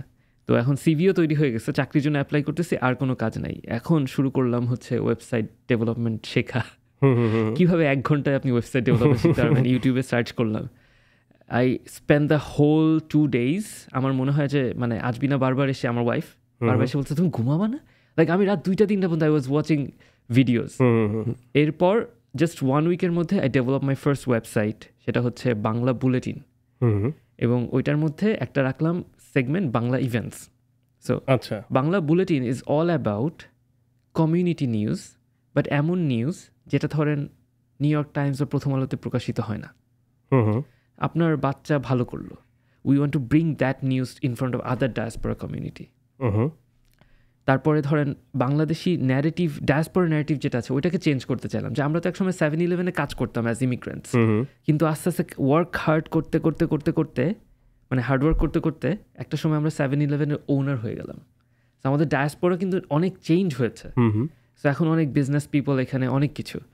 তো I wanted to bring those success stories on the platform. তো এই যে বাংলা বুলেটিনটা ডিজাইন করলাম, ওখানে একটা সেগমেন্ট রাখলাম Bangla Events, that is for events, আর Bangla Bulletin for news updates. So আমি যখন তোমার এই বাংলা ইভেন্টসের নাম শুনছি, I thought it's event management company, but it's actually a calendar of events which are happening within the Bangladeshi community. Yeah. Acha. Hey man, but as he's starting off, he's getting involved with some events. I had a misconception, but ভালো হয়েছে clarify করতে পারছো ওই জায়গায়। হ্যাঁ, but it's growing eventually. যেটা হলো যে আমরা যখন শুরু করলাম আমি মনে করলাম যে আচ্ছা কীভাবে শুরু করা যায়। So started giving out free events, like যত জায়গায় মানুষজন ফ্লায়ার শেয়ার করছে আমি ওটা গ্র্যাব করে নিয়ে আমার বসে বসে ওটা আপলোড দিতাম। হ্যাঁ, it took so much of my time, like data input, come on. right হ্যাঁ বসে বসে ডেটা ইনপুট করতেছি, তারপরে কিছু and that you are doing it completely free for free হ্যাঁ ফ্রি সার্ভিস। তারপরে হঠাৎ করে ওখান থেকে যেটা হলো যে কিছু কিছু ফ্লায়ার দেখতে এত বাজে, মানে লাইক মনে হচ্ছে মাইক্রোসফট ওয়ার্ডে কয়েকটা ছবি বসিয়ে ফ্লায়ার তৈরি হয়ে গেছে। So I started communicating with them এবং তাদেরকে সুন্দর করে আমি, because I love graphic designing, তো আমার শখ হলো যে ডিজাইন করা, ইয়ে করা। তো আমি তাদেরকে ফোন দিয়ে বললাম যে আমি একটা সুন্দর করে বানাইছি, ওটা আপনাকে শেয়ার করলাম। সো তখন হলো কি আমার একটা চাহিদা তৈরি হয়ে গেল যে I can do designs in the community. তো আস্তে আস্তে মানুষজন দেখা গেল ওই যে নেতার ঝাড়ি খায় দেয়াল পত্রিকা করছিল, এই জন্যই বাংলাদেশের ছাত্র রাজনীতি দরকার। তুমি দেখবা আমাদের ডিএমভিতে ও যেসব ইভেন্টগুলিতে মানে he gets included in it, বা ও যেগুলির সাথে পার্টনারশিপ করেন থিংস লাইক দ্যাট, ও দেখবো ওগুলি চেহারা ছবি একটু চেঞ্জ হয়ে যায়। মানে কয়েকদিন আগে একটা জিনিস দিচ্ছে, আবার তারেক ইনভলভ হওয়ার পরে জিনিসটা একটু চেঞ্জ হয়ে গেছে। দরকার একটা কোয়ালিটি আপলিফট দরকার। তো ওই যে বলতেছিল না বাংলাদেশি কোনো একটা রেস্টুরেন্টে ঢুকলে মনে হয় সেলুনে আসছি, মানে অ্যাস্থেটিক্যালি এত খারাপ কেন? তাই না? ওনারা এত হার্ড ওয়ার্ক করছে যে they didn't get time to go to a restaurant, মানে নিজেরাই কোনো রেস্টুরেন্টে যায় না। মানে ওই পার্সপেক্টিভ, ওই এক্সপেরিয়েন্সটা তাদের নাই যে আচ্ছা একটা বাঙালি এসে এখানে এসে যদি খায় সে কি চাইতে পারে, তাই না? আমি চাই একটা কাঁচামরিচ, একটা পেঁয়াজের টুকরা আমার সামনে থাকবে, এরকম। বাট এই ন্যারেটিভটাও চেঞ্জ হচ্ছে আস্তে আস্তে। মানে we have a lot of people within East Coast, এই ন্যারেটিভটা চেঞ্জ হচ্ছে। মানে সেটা রেস্টুরেন্ট বলো, অন্য দিক থেকে বলো, মানে I feel like that the next wave of Bangladeshis are here. এখনো খুব কম, মানে that whole mindset is going to start changing very soon, within the next 10-15 years. হ্যাঁ না absolutely within the next, মানে আমরা আমাদের ট্রেডিশনকে, আমরা আমাদের আইডেন্টিটিকে একটা ডিফারেন্ট ভাবে ইনভেন্ট করব। এন্ড সো ফার এখন যতটুকু ছিল, আমি সেদিন একটা শেয়ার করছি, ডকুমেন্টারি শেয়ার করছি। The first Bangladeshi in new York was he came in 1920s and he was a নোয়াখাইলা, right? So আপনি তো নোয়াখাইলা না? হ্যাঁ, so I can talk shit about নোয়াখাইলাস all day long, bro. Like I have the right to say shit about নোয়াখাইলাস all day long. So আমি post করার সময় চিন্তা করতেছিলাম যে the first নোয়াখাইলাস came to United States in 1920, ঠিক আছে? But yeah, মানে things are so different now, মানে that concept of মানে তারা যখন আসছে, তারপর আসছে, মানে আমাদের তো এখন we are generations after generations we have politicians that are Bangladeshi representatives. We have people like Tarek, you and me and everyone that has like a different kind of representation in different kind of like মানে you know, যেমন আমিও তো এখন বিভিন্ন ট্রিপে বা আমার ক্লাবের ইভেন্টে গেলে ওরা চিন্তা করে যে সারা বাংলাদেশে কি ওভারল্যান্ডিং করতেছে, কি হান্টিং, মানে you know, but that concept is changing, people are getting involved in things like that.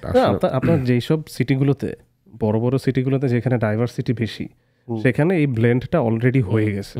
মানে ওখানে না আসলে আমি অলমোস্ট 6 years নেভাডাতে ছিলাম, which is like a melting pot, প্রচুর ডাইভার্সিটি। There you go. আমাদের অটোমেটিক ব্রেক। ওকে, আড্রেস বন্ধ হয়ে গেছে, আসবে রোলিং শুনবা, এই যে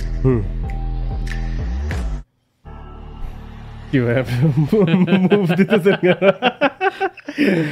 আমাদের টেকনিক্যাল ডিফিকাল্টিজ আবার।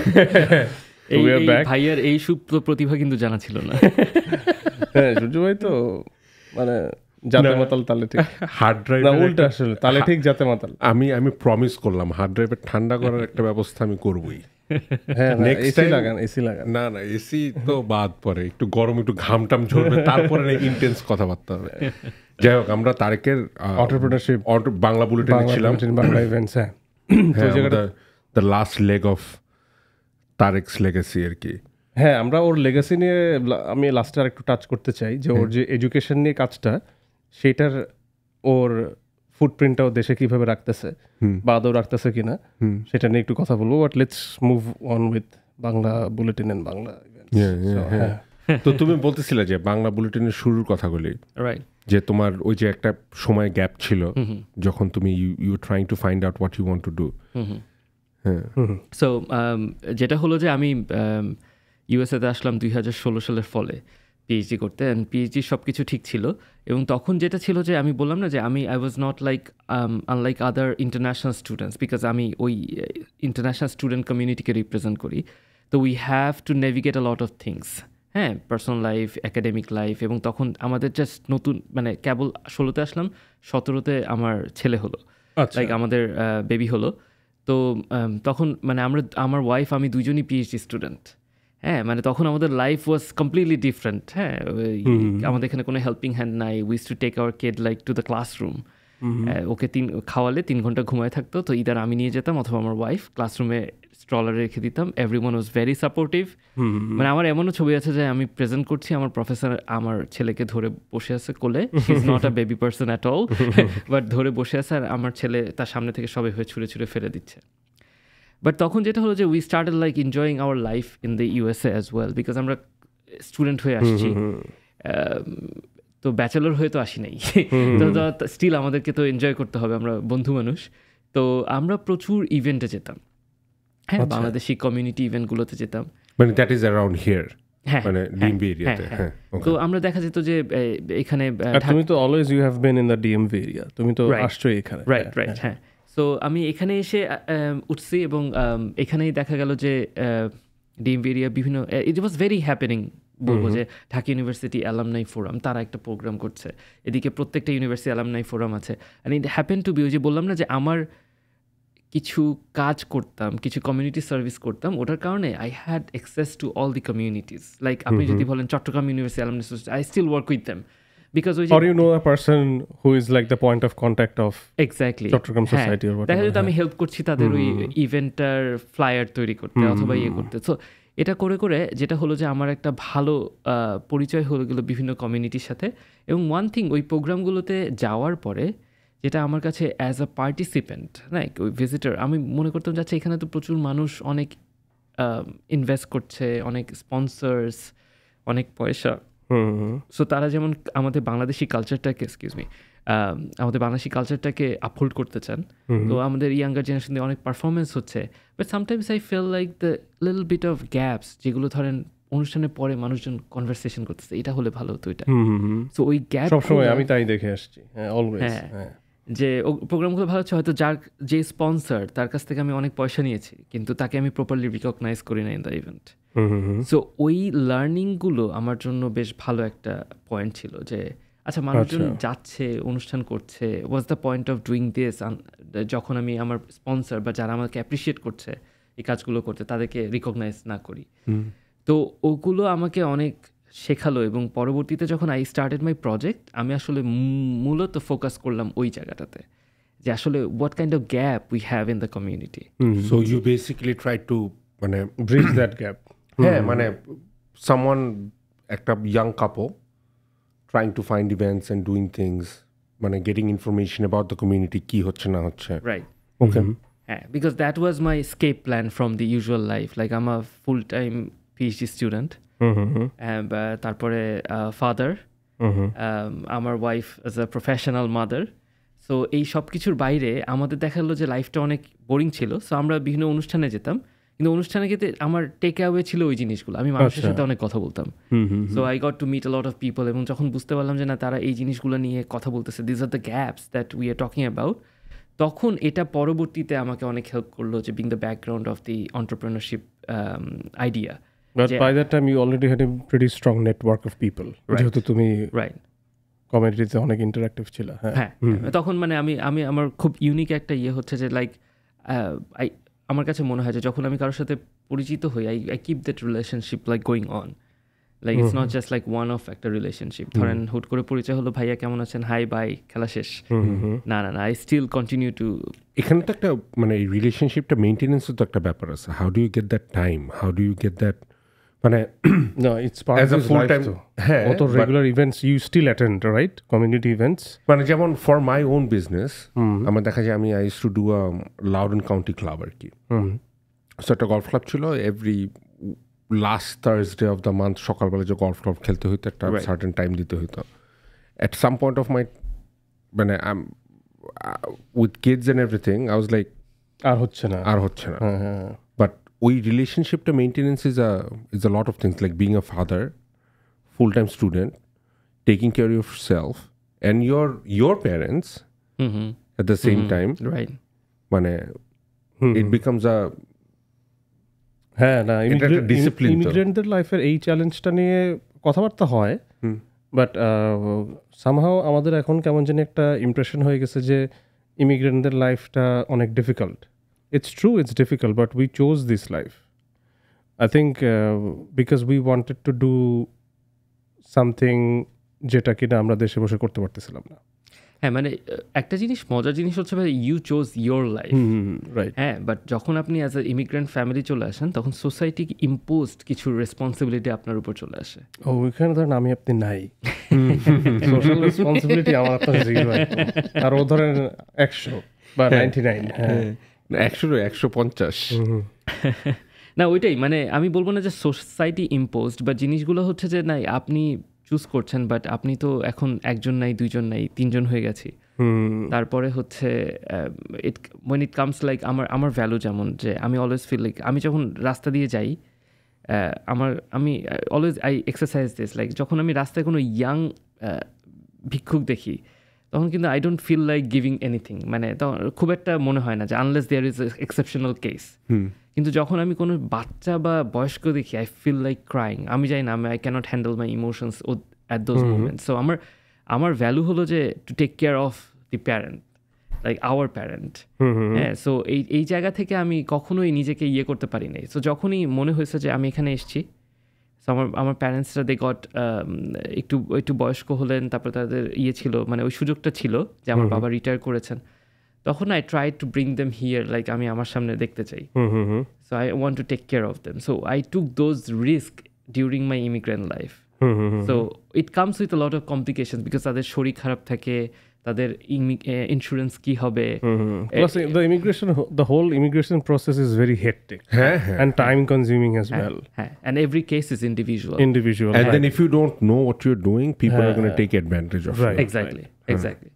তো ওই সময়টা আমার খুবই চলে গেছে যে পুরো এক্সপেরিমেন্ট করতে, লাইক আই স্পোক উইথ, কিন্তু আমি বলবো যে we have been blessed with like this community যারা সবসময় আগে আসছে. আমার কখনো যে আমি বলবো না যে খুব কষ্ট করতে হয়েছে কোনো একটা জিনিস পেতে গিয়ে, because I communicated with the right, maybe like 2-3 জন পরে দ্য রাইট পারসন, এবং তারা Bangladeshi community as a community they are very helping, মানে সবসময় এগিয়ে এসছে. Even I can remember like during COVID, আমরা তো যেটা হয় যে পিএইচডি স্টুডেন্টরা কিন্তু ফান্ডেড, আমরা বাংলাদেশ থেকে আমরা খুবই কমই আছে যে সেলফ ফান্ডে পিএইচডি করতে আসে. হ্যাঁ, ধরেন আমরা সবসময় গ্র্যাজুয়েট রিসার্চ অ্যাসিস্ট্যান্ট বা টিচিং অ্যাসিস্ট্যান্ট হিসেবে ফান্ডিং পাই. তো কোভিডের সময় ইট অল হ্যাপেন লাইক সবার অনেকে কিন্তু সামার ফান্ডিং ছিল না, রাইট? তো তখন কিন্তু দেখা যাচ্ছে যে অন্য সব অর্গানাইজেশন হয়তো তারা বিশাল বিশাল টাকা পয়সা জমিয়ে দেশে পাঠাচ্ছে বাংলাদেশকে সাহায্য করার জন্য. Very few people are thinking about like আচ্ছা যেসব বাংলাদেশি স্টুডেন্ট এখানে আছে তাদের কী অবস্থা. সো আমি কিন্তু তখন দেখেছি যে লাইক অনেক organisation, I can specially mention, I would like to appreciate that, like Dhaka University Alumni Forum আছে DUAFI, like one of the strongest organizations I have ever seen in my entire life in abroad. আচ্ছা, like তারা কিন্তু যেটা করলো যে তারা apart from helping other people, তারা চিন্তা করলো যে যেসব বাংলাদেশি এখানে স্টুডেন্ট যাদের ফান্ডিং নিয়ে প্রবলেম হচ্ছে, they can apply there for financial assistance. Wow, এটা তো জানতামই না. না, এটা আমি বাংলাদেশি কমিউনিটি প্রাউড ফিল করা শুরু করলাম. না, I know about অর্গানাইজেশন যারা আসলে ইমিগ্রেশন নিয়ে হেল্প করতো. দৃষ্টিপাত I guess was dealing with কি বলে তোমার acid victims and also immigration, but I didn't know যে স্টুডেন্টদেরকে হেল্প করে. হ্যাঁ, মানে ইনফ্যাক্ট সামারে 3 মাস I didn't do anything but like I had my check mailed to my address. I was like that was so nice of them, like তারা ওই জিনিসটা চিন্তা করেছে. So ওই রকম যে I feel like যে when it comes to helping the community, I always have got Bangladeshi community like super helpful. যে আপনার ইন্স্যুরেন্স লাগবে, they are giving you information, they're helping you. আপনার ইন্টারপ্রেটার লাগবে, আপনার বাবা মাকে কোথাও, স্পেশালি লাইক আমি আমি ক্লাসে, হ্যাঁ আমি পিএইচডি করছি, আমার আব্বু অসুস্থ, তাকে কোথাও নিয়ে যেতে হবে, like I called a friend, তার নিজের কাজ ছেড়ে সে এসে বাবা মাকে নিয়ে ঠিক মতো টেক কেয়ার করে ডাক্তারের কাছে নিয়ে আবার ফেরত দিয়ে গেছে. This is like how like এইটা কিন্তু আমি আমেরিকান মানে ইয়েতে আমরা এখানে ফ্রেন্ডদেরকে অনেক হেল্প করি কিন্তু ইটস অলমোস্ট স্ট্রাকচারালাইজড মানে অনেক স্ট্রাকচার আছে এটা এমন না যে আমি হুট করে যদি আজকে একটা ফ্রেন্ডকে বলি যে ওই পাগলা ফ্রেন্ডটা লাইক চল 12টার সময় বের হই রাতে এখানে কেউ বের হবে না we have to make an appointment like এক সপ্তাহ আগে বিকজ তারও কাজ থাকে অনেক এনগেজমেন্ট থাকে সো ওই জিনিসগুলো আমার কাছে মনে হয় যে ওরা কোনো একটা ধরো you made an appointment but you didn't keep it এটাতে তারা খুব অফেন্ডেড হয় খুবই হ্যাঁ মানে দে ক্যান বি যে তুমি কাপল অফ আওয়ার্স আগে বললা যে আমি আজকে আসতে পারতেছি না তারা এটাতে খুবই অফেন্ডেড হয় রাইট যে because they actually made a plan যে within whatever the appointment is about যে they can spend that time with you exactly so একটা সোশ্যাল স্ট্রাকচার আছে right so Bangla bulletin Bangla events and Bangla bulletin community hub তিনটা platform but they act as a unified platform they are powered by lead 360 so এই তিনটা platform তিনটা কাজের জন্য Bangla bulletin হচ্ছে আমাদের কমিউনিটি আপডেটস বাংলা ইভেন্টস হচ্ছে অল অ্যাবাউট বাংলাদেশি ইভেন্টস ধরেন আপনি আজকে শিকাগো গেলেন আপনি উইকেন্ডে ফ্রি আছেন কনফারেন্সে and you want to hang out with some Bangladeshi like minded people so you can search events based on zip codes আচ্ছা সো আপনি ওখানে জিপ কোড দিয়ে সার্চ করতে পারবেন আশেপাশে কোনো পিঠা মেলা হচ্ছে কিনা বা ওখানে কোথাও সাবিনা ইয়াসমিন বা মিলা গান করছে কিনা সো এই ধরনের ইভেন্টগুলো আপনি খুঁজে পাবেন এবং Bangla Events is the one stop solution like if there is a ticket we give the ticket link so আপনি ডিরেক্টলি একটা বাটনে ক্লিক করে ধরেন আপনাকে ফর এক্সাম্পল লাইক আপনি ওয়ার্ল্ড কাপের টিকিট কিনবেন কোথা থেকে কিনবেন we get this confusion but for Bangla Events what we do is like even though the event is not organized by us আমরা ওদের কারেক্ট ইভেন্ট লিঙ্কটা ওখানে প্রোভাইড করি so that you can still if you say like reserve my spot it will take you to the so you have a entire team who actually supports you because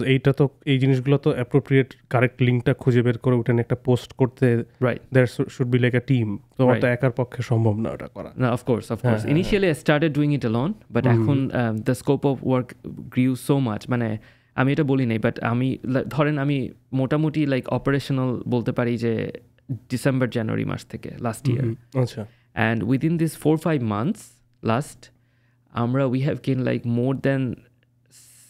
more than 7,500 subscribers এই DC Maryland Virginia এরিয়ায় এবং no paid promotion like they are subscribers of our newsletter Acha, and these are like paid subscriptions? No, it's free. Acha. But still, like people are very conscious. Usership আর কি Yeah, so ওরা জিনিসটাকে useful মনে করেছে যার কারণে they subscribe to our newsletter because they would like to more about Bangla events, Bangladeshi community. And what we kept in mind during this, we talked about this like অনেকে বলতেছে বাংলায় করো না কেন বাংলা বুলেটিন বাংলা ইভেন্টস কেন বাংলায় করো না but we wanted to keep the our generation here like যারা এখানে born brought up ওরা কিন্তু বাংলাদেশ সম্পর্কে they have a lot of curiosity but ওরা বাংলা পড়তে পারে না বাংলা হয়তো কেউ কেউ বলতেও পারে কিন্তু we wanted to keep it in English যাতে করে তারাও ইয়ে করে and we see like a lot of younger crowds they are actually our subscriber হ্যাঁ যেমন তুমি আজকে বলতেছিলে তোমার মেয়ের সাথে কথা বলতে বলতে তুমি এখন পানিকে ওয়াটার বলা শুরু করছো এক্স্যাক্টলি এক্স্যাক্টলি হ্যাঁ ইন্টারেস্টিং না আমি তারেকের I have went to multiple events that Tarek has kind of মানে কি বলবো মানে he was not the organiser but he was there he was like দেখেন ভাই যা হইতেছে তার থেকে ভালো কিছু একটা করা যাবে let's figure it out I am here to help you out মানে let's work this through and I have went to multiple একটা ইভেন্ট নিয়ে কথা বলতেছিলাম ইভেন জটিলের শোটা নিয়ে কথা বলতেছিলাম আজকে আমরা ভাই ইট was very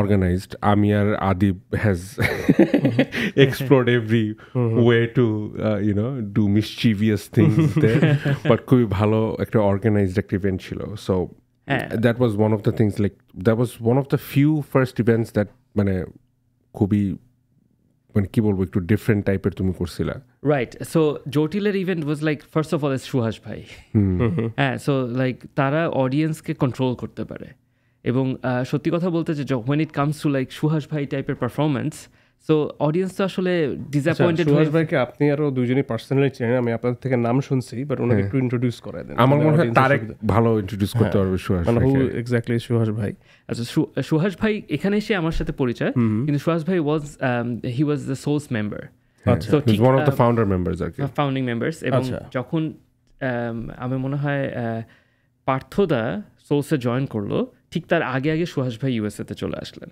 So basically Parthuda was the replacement of Sohag bhai. Suhas bhai. So he was a guitarist. Yes. He was a guitarist. He played keyboard and he's a very talented musician and he has a band here right now, Jotil. So Jotil recently একটা solo show হয়েছে আর কি। আচ্ছা। And then that show was completely different than anything that you see around here. And মানে এখন আমেরিকাতে বিভিন্ন জায়গায় এরকম শো শুরু হয়েছে, but it is a completely different environment এবং it's something that we can appreciate more. Mostly pub, jazz club এরকম environment. হ্যাঁ, মানে it is more about the music than anything else. Not only that, মানে একটা জিনিস হলো যে এখানে আমরা গান শুনতে যাই, হ্যাঁ, গান শুনতে গিয়ে বসে আর্টিস্ট গান করছে, ওইটার একটা আলাদা ধরনের অডিয়েন্স আছে। And if you think about the younger crowd অথবা এটা কি চাই, এটা চাই ভাইবটা নিয়ে আসতে, লাইক আমি গান শুনতেছি and I also need to do something like I want to feel the sound, see the light, production. হ্যাঁ, সো ওই ভাইভিংটা it was successfully implemented in Suhas ভাইদের ওই কনসার্টে। এবং I can definitely like 100% of the people like যারা এসছিলেন visitor, ওনারা কিন্তু যাওয়ার সময় they got a like a good ambience. আচ্ছা আমরা it was fun, I am going back home. So তারা সবাই ফান করতে এসেছিলেন এবং তারা একটা they had a very nice experience with music, Bangladeshi music, food, environment, the ambience, and they made a lot of friends. ওখানে গিয়ে কিন্তু I have seen like a lot of people are mingling with other people. ভাই কেমন আছেন, কোথায় আপনি থাকেন, এই জিনিসগুলো। and এটার পর এমনও হয়েছে যে আফটার পার্টি যে হ্যাং আউটগুলো আই স লাইক যে ওইটা কনসার্ট থেকে আবার মানুষজন গ্রুপে যাচ্ছে যারা they don't even know each other, like হয়তো ওখানে গিয়ে পরিচয় হয়েছে, they wanted to hang out and spend some more time, right. So I feel like it was an example of a very successful musical experience. I mean, that's part of it, but মানে আমি বললাম কারণ because that's what got me attracted আর কি, মানে those are the things that আমি expect করছি somewhere down the line আর কি, যে আমার কমিউনিটিতে এরকম হবে, হ্যাঁ, we're gonna have you know, so what's the next plan? I mean, it's definitely very innovative. এবং I have plans, Tarek has plans. I don't have plans, I don't make plans. But you're not, মানে যেহেতু আমার আর তারেকের একটা common string আছে in this মানে the events industry in United States, especially with Bangladeshis and stuff like that. So what's next? মানে what's next in a sense, এই সেন্সে বলতেছি না যে এটা এখানে শেষ, এটাকে কোথায় নিয়ে যেতে চাও সেই সেন্সে বলতেছি যে now you have a platform, you have a customer base or subscriber base, তুমি কিছু সাকসেসফুল ইভেন্টস অর্গানাইজ বলো বা প্রমোট বলো বা একটা স্টেক হোল্ডার বলো, যেভাবে চিন্তা করি you part of it. So what you want do from this point onwards, what you want take it? যেমন ধরো, if I am not mistaken, is it only limited to DMV area now or the whole US? তুমি কি পুরো US cover করতেছো এখন ইভেন্টসের ব্যাপারে? হ্যাঁ, so basically we are open to whole US, যেহেতু I am based in DMV, so we started like lot of data from DMV, but এখন যেমন আমাদের হোল ইউএসএ থেকেই আসতেছে। আচ্ছা, তো যেখানেই বাংলাদেশি কমিউনিটি অনেক বেশি, যেমন লাইক এলএতে, তারপর Texas, Florida, new York, Michigan, we get a lot of events request. Florida in fact, Florida তো এখন প্রচুর। সো আমরা ওখান থেকে ইভেন্টসগুলো পাই and we include it on the calendar. তোমার থেকে একটা অ্যাপ আছে নাকি? You have to go to a website from a desktop or like a phone থেকে website? Yeah, it's very much mobile friendly, so it's very smart, like you can browse it from mobile, but we didn't create an app, to be honest, because in terms of the number of people in Bangladeshi diaspora community is not like a lot bigger. Number two, হচ্ছে মানুষজন এখন very much aware about like, you know, like installing another app. True. I would rather not install an app anymore. So what we are trying to do is like যারা আমাদেরকে subscribe করবে তারা কিন্তু প্রতি সপ্তাহে একটা নিউজ লেটার পাচ্ছে, like a summary of everything as an email. আচ্ছা, throughout United States. At this moment throughout United States, but the good thing is like we have the zip codes of my clients, so আমরা personalize করতে পারবো, right, আমরা আস্তে আস্তে curated করে দিব যে what's happening around 50 mile radius around you. তাহলে হবে কি যে অ্যারিজোনার একজন হয়তো অ্যারিজোনা ইভেন্টগুলো নিয়ে ইন্টারেস্টেড হবে, right, and the Google maps like location base যে এপিআইগুলো আছে তারা it will track your computer. So আপনি শিকাগোতে গিয়ে যখন বাংলা ইভেন্ট সার্চ করবেন তখন ট্রেন্ডিং ইভেন্টে আপনাকে কাছের ইভেন্টগুলো দেখা যাবে। So we are trying to implement those. So we have a very nice team, very energetic, very talented, এবং খুবই open to try out new things so and also recently we have some interesting partnerships of Bangladeshi IT companies. Achha. So we have Meraki Innovations like on board with us. So they are taking care of a lot of our events, our clients. আচ্ছা. So ওই জিনিসগুলো আর কি better হচ্ছে আস্তে আস্তে সার্ভিসগুলো মানে আমাদের in the long run the main idea of Bangla Bulletin, Bangla events and the business directory কথা কিছুক্ষণ পরে বলতেছি, but whole idea of it is like to build a stronger Bangladeshi diaspora community abroad so that আমরা যে কোনো প্রয়োজনে আমরা নিজেদেরকে খুঁজে পাই। বিকজ আমার এটা পার্সোনাল লিভড এক্সপিরিয়েন্স, আমি যখন কোথাও একজন আমাদের প্রতিবেশী দেশের মানুষের কাছে যাই বিজনেস করতে, আমার যদি অপোনেন্ট থাকে আরেকজন প্রতিবেশী দেশের মানুষ, ও অবশ্যই তাকেই নিবে। হ্যাঁ, ওখানে কিন্তু আমি চান্স পাচ্ছি না। সো আমরা যদি And the good thing is people from any discipline of life, even a doctor, Bangladeshi doctor can become your part of your directory. Exactly. যেখানে আমি সার্চ করলে আমার কাছাকাছি কোনো বাংলাদেশি কোনো পার্টিকুলার স্পেশালাইজেশনের ডক্টর আছে কিনা, I can look him up. হ্যাঁ, মানে আমার এখানে একটু র্যান্টের ব্যাপার আছে। মানে when I grew up and when I started doing, I've been doing what I do. I've not had a job for a long time. আমি এখানে আসলে ফিল করছি Bangladeshi community and like people that we know and things like that, ওগুলি আসলে ডিফারেন্টভাবে work করতো। মানে there was a lot of, we talked about jealousy and competitions and things like that, and then we always had that effect, হ্যাঁ তুমি আমার ভাই ওই যে ভাই বেড়াদার package, that happened a lot. মানে I think this is the right time to change all those things. This is the right time to actually, be peers and how we can help each other and grow together and be a community. এখন we have technology, we have all these great minds, আমরা এখন অনেক বেশি শিক্ষিত আগের থেকে, and we are way much more deeply rooted here than back home even. হ্যাঁ, even back home. মানে আমরা মানে আমি জানি না কতজন মানুষ করবে, মানে my identity is more here than back home right now, is because you've been living here for মানে even though I spend more time in Bangladesh, but আমার আইডেন্টিটির সাথে the person I am now today, exactly, last 10 years এর এক্সপেরিয়েন্সটাই বেশি important. হ্যাঁ, so এটা একটা ব্যাপার আছে, it's not just the number of years you spend back. This community is here to stay. This community is not going anywhere. মানে this community is going to be a big part of this country. Right. হ্যাঁ, but ওখানে দুইটা জিনিস আছে, একটা হচ্ছে যে মানে একটা হলো যে যারা সার্ভিস দিচ্ছে তারা তো আসলে প্রফেশনাল সার্ভিস দিচ্ছে, রাইট। সো আমি যদি একজন ডাক্তারের কথা চিন্তা করি, সে হয়তো আরেকটা ডাক্তারের মতোই আপনাকে সার্ভিস দিতে এক্সপেক্টেড, একজন লোকাল ডাক্তারের মতো।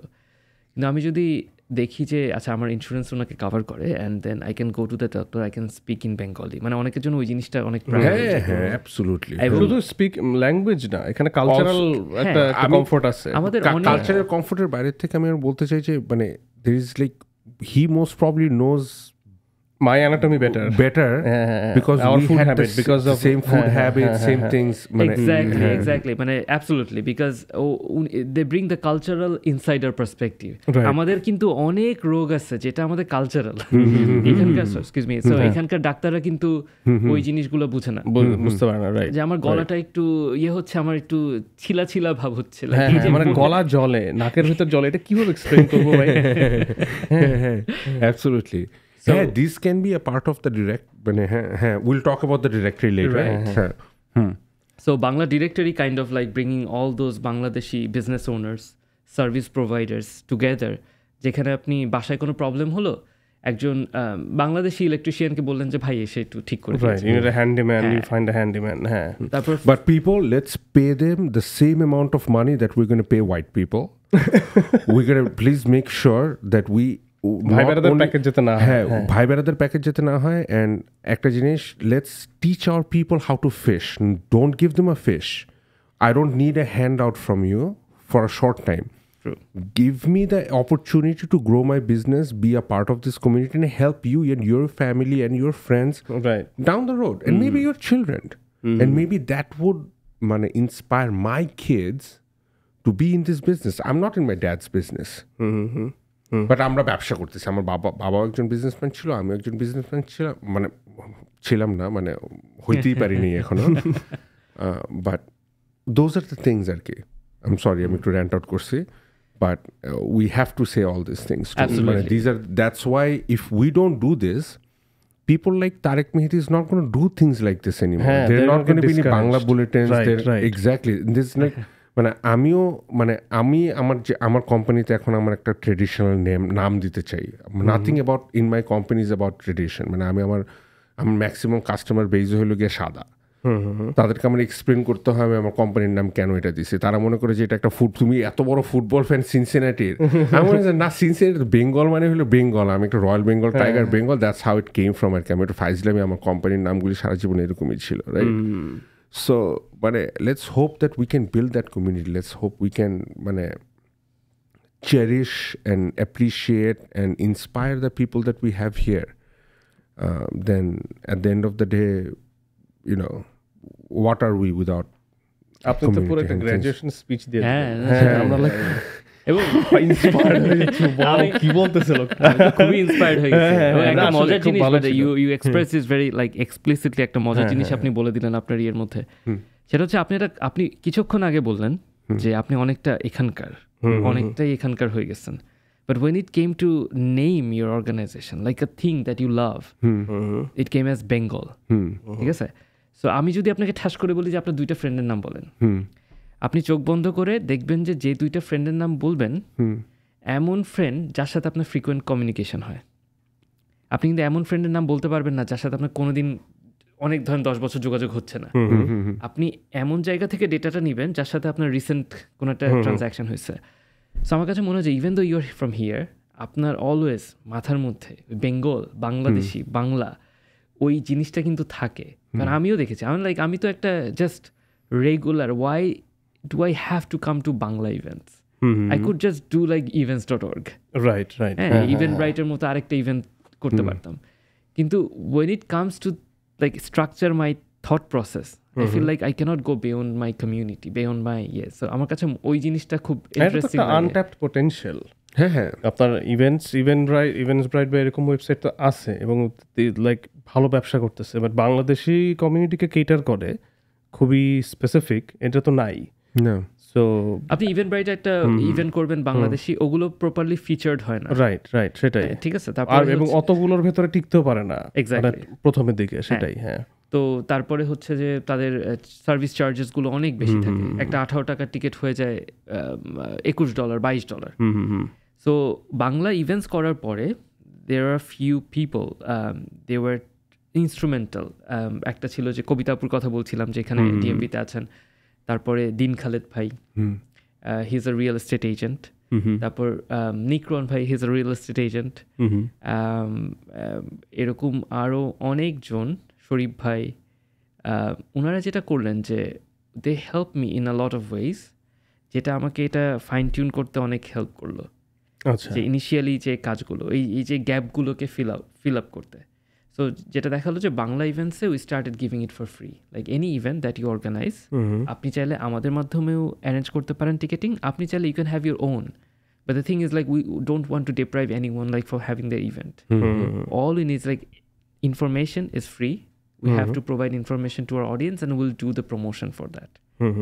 So it started to make revenue after that. Like মানুষজন আসলে এখানকার মানুষজন জানে যে nothing is free. So they started like, okay, ঠিক আছে, how much do you charge to keep it? Because we want the promotion. Like you have 7,500 people to let this event know about. তো তাহলে আমরা অবশ্যই, আমি তো এই মানুষকে রিচ করতে পারবো না। অ্যান্ড ওই যে স্ট্রঙ্গার নেটওয়ার্কের কথা বললাম, সো বিল্ডিং দ্যাট নেটওয়ার্ক আস্তে আস্তে এমন হয়েছে যে লাইক বাংলাদেশি কমিউনিটিতে 4 ফটোগ্রাফার লাগবে, সে হয়তো ওখানে গিয়ে লুক আপ করছে। আপনার হয়তো আজকে বাংলাদেশি খাবার খেতে কোনো একজন স্পেসিফিক মানুষের কাছ থেকে খেতে খেতে আপনি বিরক্ত হয়ে গেছেন। So you need something different, so you can search for another caterer যে হয়তো বাংলাদেশি খাবারের হয়তো কালো জাম বানায়, হয়তো মজার কিছু বানায়। রাইট, মানে you get the platform or you can, মানে আমাদের আসলে basically what Tariq is trying to create. ব্যবসা ছাড়ে নাই, সব ব্যবসা নিয়ে গেছে একাই, কারো ছাড়বো না। মানে আমি একটা হ্যান্ডিম্যানদের একটা অ্যাপ বানাতে পারি, রিয়েলটরদের একটা, সবাইকে নিয়ে সবাইকে নিয়ে ফেলছি। হ্যাঁ, সুযোগই নাই। না, নাইস মানে আই রিয়েলি অ্যাপ্রিশিয়েট ইট তারেক। মানে আই কি বলবো, আমি তোমাকে আমার তো বাংলা ইংলিশ ঝামেলা। ধরেন এটা কিন্তু যারা নতুন বাংলাদেশ থেকে আসে ম্যাক্সিমামই দেখা যায় যে এখানে যেহেতু পোস্ট গ্রাজুয়েট করতে আসে ওই related ক্যারিয়ারিং most of them choose করে, তো ওইটাতেই দে বিল্ড দেয়ার ক্যারিয়ার। বাট এটার সাথে যে একটা অল্টারনেট ক্যারিয়ারের একটা অপরচুনিটি হতে পারে which মানে through which you can make a living, pretty good living. না হচ্ছে, and I'm very glad to know people like this. মানে আমি আসলে in matter of fact আমাদের সাথে সামনের কয়টা এপিসোডে একজন ইনক্লুডেড হবে as a partner, so will gonna talk about them pretty soon. ওরাও এরকম একটা চিন্তা ভাবনা করছে যে এরকম পোস্ট গ্র্যাজুয়েট পাশে আশেপাশে কি করা যায়, দে বিন ভেরি সাকসেসফুল। এটা একটা সারপ্রাইজ। আমাদের যতগুলি সাবস্ক্রাইবার আছে like 200, 150, 200 whatever subscribers that we have. So these are interesting stories, and and these are stories that we want to talk about, and it is not just America কিন্তু প্রচুর rights, অনেক কিছু আছে, কিন্তু তুমি এখানে স্টুডেন্ট হয়ে আইসে তুমি চাকরি করতে পারবা না, কিন্তু ব্যবসা করতে পারবা কিন্তু তুমি।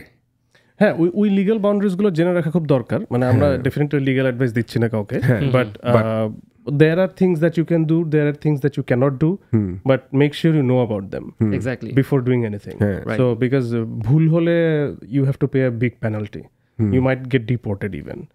এবং entrepreneur হিসেবে এটা কিন্তু একটা biggest challenge, because we don't have a lot of resource person like to talk about these issues. Right. Because আমিও যেমন প্রথমে শুরু করে দিয়েছি, হ্যাঁ, like because my idea was like to create a prototype first, and then like I'll go with that. But যখন prototype তৈরি করলাম, it was working the moment like I was working hard, because entrepreneur হিসেবে যে এখানে যদি কাউকে higher করতে চাই, it's going to take a lot of money. আমার ওই ইয়েটা ছিল না আর কি তখন, যে আচ্ছা 6 মাস আমি এখানে 4-5 জনকে হায়ার করে রাখবো।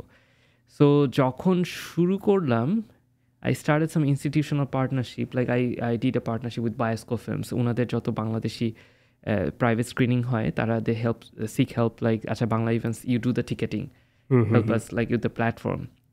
তো এরকমও আছে যে হঠাৎ করে I realized like oh my god, it's a lot of money that's coming into the account, business account, that I need to work like because this is not my money. It's coming, it's ticket fees, but I have to disburse it to the organizers. But I need to take a lot of যে যত calculation করতে হয়, যত কিছু। So তখন first আমার মাথার মধ্যে একটা ইয়ে পড়লো, ও মাই গড, আমি কি করতেছি। সো আরেকটা বিজনেস আইডিয়া দিই। না ও তো already build a financial model for people like this, একটা সফটওয়্যার যেখানে আপনি বিজনেসটাকে রান করতে পারবেন। অলরেডি প্যারাগুলো খাইছে, ওগুলো আর খাবে না। ও তো অলরেডি ডিরেক্টরি নিয়ে কথা বলি। So one Tarek Mehedi gets into this situation, আমি হঠাৎ করে আমার বিজনেস অ্যাকাউন্টে অনেক টাকা আসতেছে, he goes into Bangla directory and finds a business lawyer who can understand his situation. Most probably that business lawyer has come to this country the same way that he did, got his education, and now he's helping his community in terms of not just what he does. এবং ও সে কমিউনিটিতে help করতে চায় বলেই ও ডিরেক্টরিতে pay করে আসে সে। Exactly. So তার মোটিভটা is very clear. It's like ওই যে ডেল কার্নেগির একটা কথা আছে না, what benefits me benefits you, and what benefits you benefits me. So that's how it is. Okay. এবং ডিরেক্টরিতে what we are trying to impose, like ধরেন আপনি কিন্তু রিভিউ করতে পারবেন, মানে ফর এক্সাম্পল এক্স্যাক্টলি যেটা প্রফেশনালিজম আপনি বললেন। আমরা যদি আসলে মানে যেমন যেটা হলো যে আমি যখন প্রথমে শুরু করেছি, I didn't think about professionalism, I didn't think about service, I think about the product. কিন্তু আস্তে আস্তে যখন আমার ক্লায়েন্ট হওয়া শুরু করলো, এক একজন দেখে এক একজন চায়, একজন হয়তো আর্টিস্টের ছবি এভাবে চায়, একজন স্পন্সরের ভিডিও চায়, একজন, তখন না আমি আস্তে আস্তে বোঝা শুরু করলাম যে আসলে আমার কাজের প্রফেশনালিজমটা কীভাবে নিয়ে আসতে হবে। I started making boundaries, like if you pay this amount of money you will get this service. হ্যাঁ, সো এই প্রফেশনালিজমটা কিন্তু আসে হচ্ছে কাজ থেকে। The more you do work, you get to realise, you reflect, and then you make your মানে work professional মরিয়ে। তো আমরা ওই জিনিসটাই করার চেষ্টা করছি যে আপনি যদি একজন বাংলাদেশি ভেন্ডরকে বা কাউকে বিজনেস ওনারকে একটা কাজ দিচ্ছেন, আপনি যদি স্যাটিসফাইড না হন সার্ভিসেসে, তাহলে you can always review that person, so that the person may not be hired like any more time, like অন্য কেউ হয়তো রিভিউটা পড়বে, just what we do in Google reviews. So ওইটাই, বাট আমাদের মেইন পারপাস হলো to give Bangladeshi business owners business. এই চেয়ে আবার বাজে রিভিউ দিও না। হাজিরা পরে কিন্তু তুমি আপনি আগে ওকে যে পে করে ডিরেক্টরিতে ঢোকেন, তারপরে রিভিউ দিব না। তারেক $25 চিন্তা করতেছি না। That's very good. I'm like really happy we had this conversation. So I think we haven't felt this energy since 2010. অনেকদিন পরে আসলে আমরা একটা বাংলাদেশি এন্টারপ্রেনারের সাথে খুব ইন ডিটেইল কথা বললাম। দিস ওয়াজ রিয়েলি এডুকেশনাল আমাদের জন্য। এন্ড তারেকের সাথে মানে অফ দ্য রেকর্ড কথা বললেও তুমি বুঝতে পারো this guy is gonna go further out. Absolutely. He's a bright guy, very good in communications. He will always make you an offer that you cannot refuse. So very quick on picking things. Exactly. Jinishpatra has a very good idea of So thank you, Tarek. I think we had a great time. And আমরা মনে হয় last এটা ওর কাছে ছেড়ে দিই, ওই কোয়েশ্চেনটা ছেড়ে দিচ্ছি সাথে। How do you feel about living the country, এবং তোমার এখনকার তারেক মেহেদী হয়ে ওঠার পেছনে দেশের এক্সপেরিয়েন্সটা একটা বড়, and what we going to do, এবং what sort of legacy you are leaving behind, মানে দেশের জন্য কি কোনো কিছু করতে চাচ্ছ কিনা। আমি জানি কমিউনিটিকে সার্ভ করাটা দেশের জন্যই করা ইন এ ওয়ে, বাট বাংলাদেশের ভূখণ্ডটার জন্য। হ্যাঁ, সো এটার আসলে এই প্রশ্নের উত্তরই ভাই আরো 1 ঘন্টা। দাও, সমস্যা নেই, আমাদের কাছে অনেক সময় আছে। আচ্ছা, he should be hungry. I'm hungry. আমি যখন আমি তো দেশে ধরেন অনার্স মাস্টার্স কমপ্লিট করে I join British council and I was doing really good. মানে ব্রিটিশ কাউন্সিলে আমার কাজটা ছিল most lucrative. I use to oversee cultural relations projects. So আমার কাজ ছিল বিভিন্ন দেশে যাওয়া, দেশে গিয়ে বিভিন্ন ফেস্টিভ্যাল বা কালচারাল এক্সচেঞ্জ যে জিনিসগুলো হয় ওই ধরনের ফেস্টিভ্যালগুলোকে বাংলাদেশে নিয়ে আসা, একটু রেপ্লিকেট করে, but we also included Bangladeshi component. আচ্ছা, হ্যাঁ, তো খুব মজার মজা। আমি জানি না আপনি কখনো হে ফেস্টিভ্যালে গিয়েছেন কিনা। বাংলাদেশে যেটা হয় যে বইমেলা হয় ফেব্রুয়ারিতে, আর নভেম্বরে হয় হচ্ছে হে ফেস্টিভ্যাল। এখন যেটা নাম হয়েছে Dhaka literature festival, Dhaka lit fest. So it started with Hay festival and then Dhaka Lit Fest পরবর্তী, because we got like so many Bangladeshi যেটা হচ্ছে ওনারা ওনারশিপ নিতে চাইলেন এবং বাংলাদেশি কম্পোনেন্ট অনেক বেশি হলো। So we had enough in Bangladesh resources wise to organize this kind of event in Bangladesh. So তখন আর ব্রিটিশ কাউন্সিলের ওই ফান্ডিং বা ওই জিনিসগুলো তখন দরকার হয়নি। সো আমার কাজ খুবই মজার ছিল। যেমন we worked with graphic Nobel যখন আমি ব্রিটিশ কাউন্সিলে ছিলাম। উন্মাদের আহসান হাবিব স্যার, তারপরে আমরা সবাই বস বলি, বাট তারপরে cartoonist Tonmoy, Raj Asif, we all took them to the UK. ওখানে আমরা গ্রাফিক নোভেলের উপরে বড় বড় এক্সিবিশন করি, we showcase our art works, এটা সেটা। অ্যান্ড দেন মানে it's like a cultural exchange programme এরকম কিছু কি? হ্যাঁ, মানে but we had like projects, it's long term, it has very মানে impactful stories. One of my key projects that I can say was Disability Theatre. So শেক্সপিয়ারের 400 death অ্যানিভার্সারিতে we সবাই, প্রত্যেকটা দেশ, British Council, they were given some fund, because Shakespeare হচ্ছে ইউকের একজন pride. So আমরা প্রত্যেকে কিছু না কিছু করে সেলিব্রেট করবো। অ্যান্ড দেন আমার বস, উনি Ishita Azad, and you talked about Drishtipat, I think like Asif Saleh, Ishita Azad, they were kind of like very few founding members. তো ইশিতা আপু, তারপর আমার আরেকজন বস ছিলেন নাহিন ভাই, ওনারা সব they came up with this idea that আমরা শেক্সপিয়ার ডেথ অ্যানিভার্সারি করবো, but with the new idea that it will be different Romeo and Juliet. Different মানে differently able people. So we staged Romeo and Juliet, যেখানে আমাদের Romeo একটা পা ছিল না and Juliet কথা বলতে পারতো না।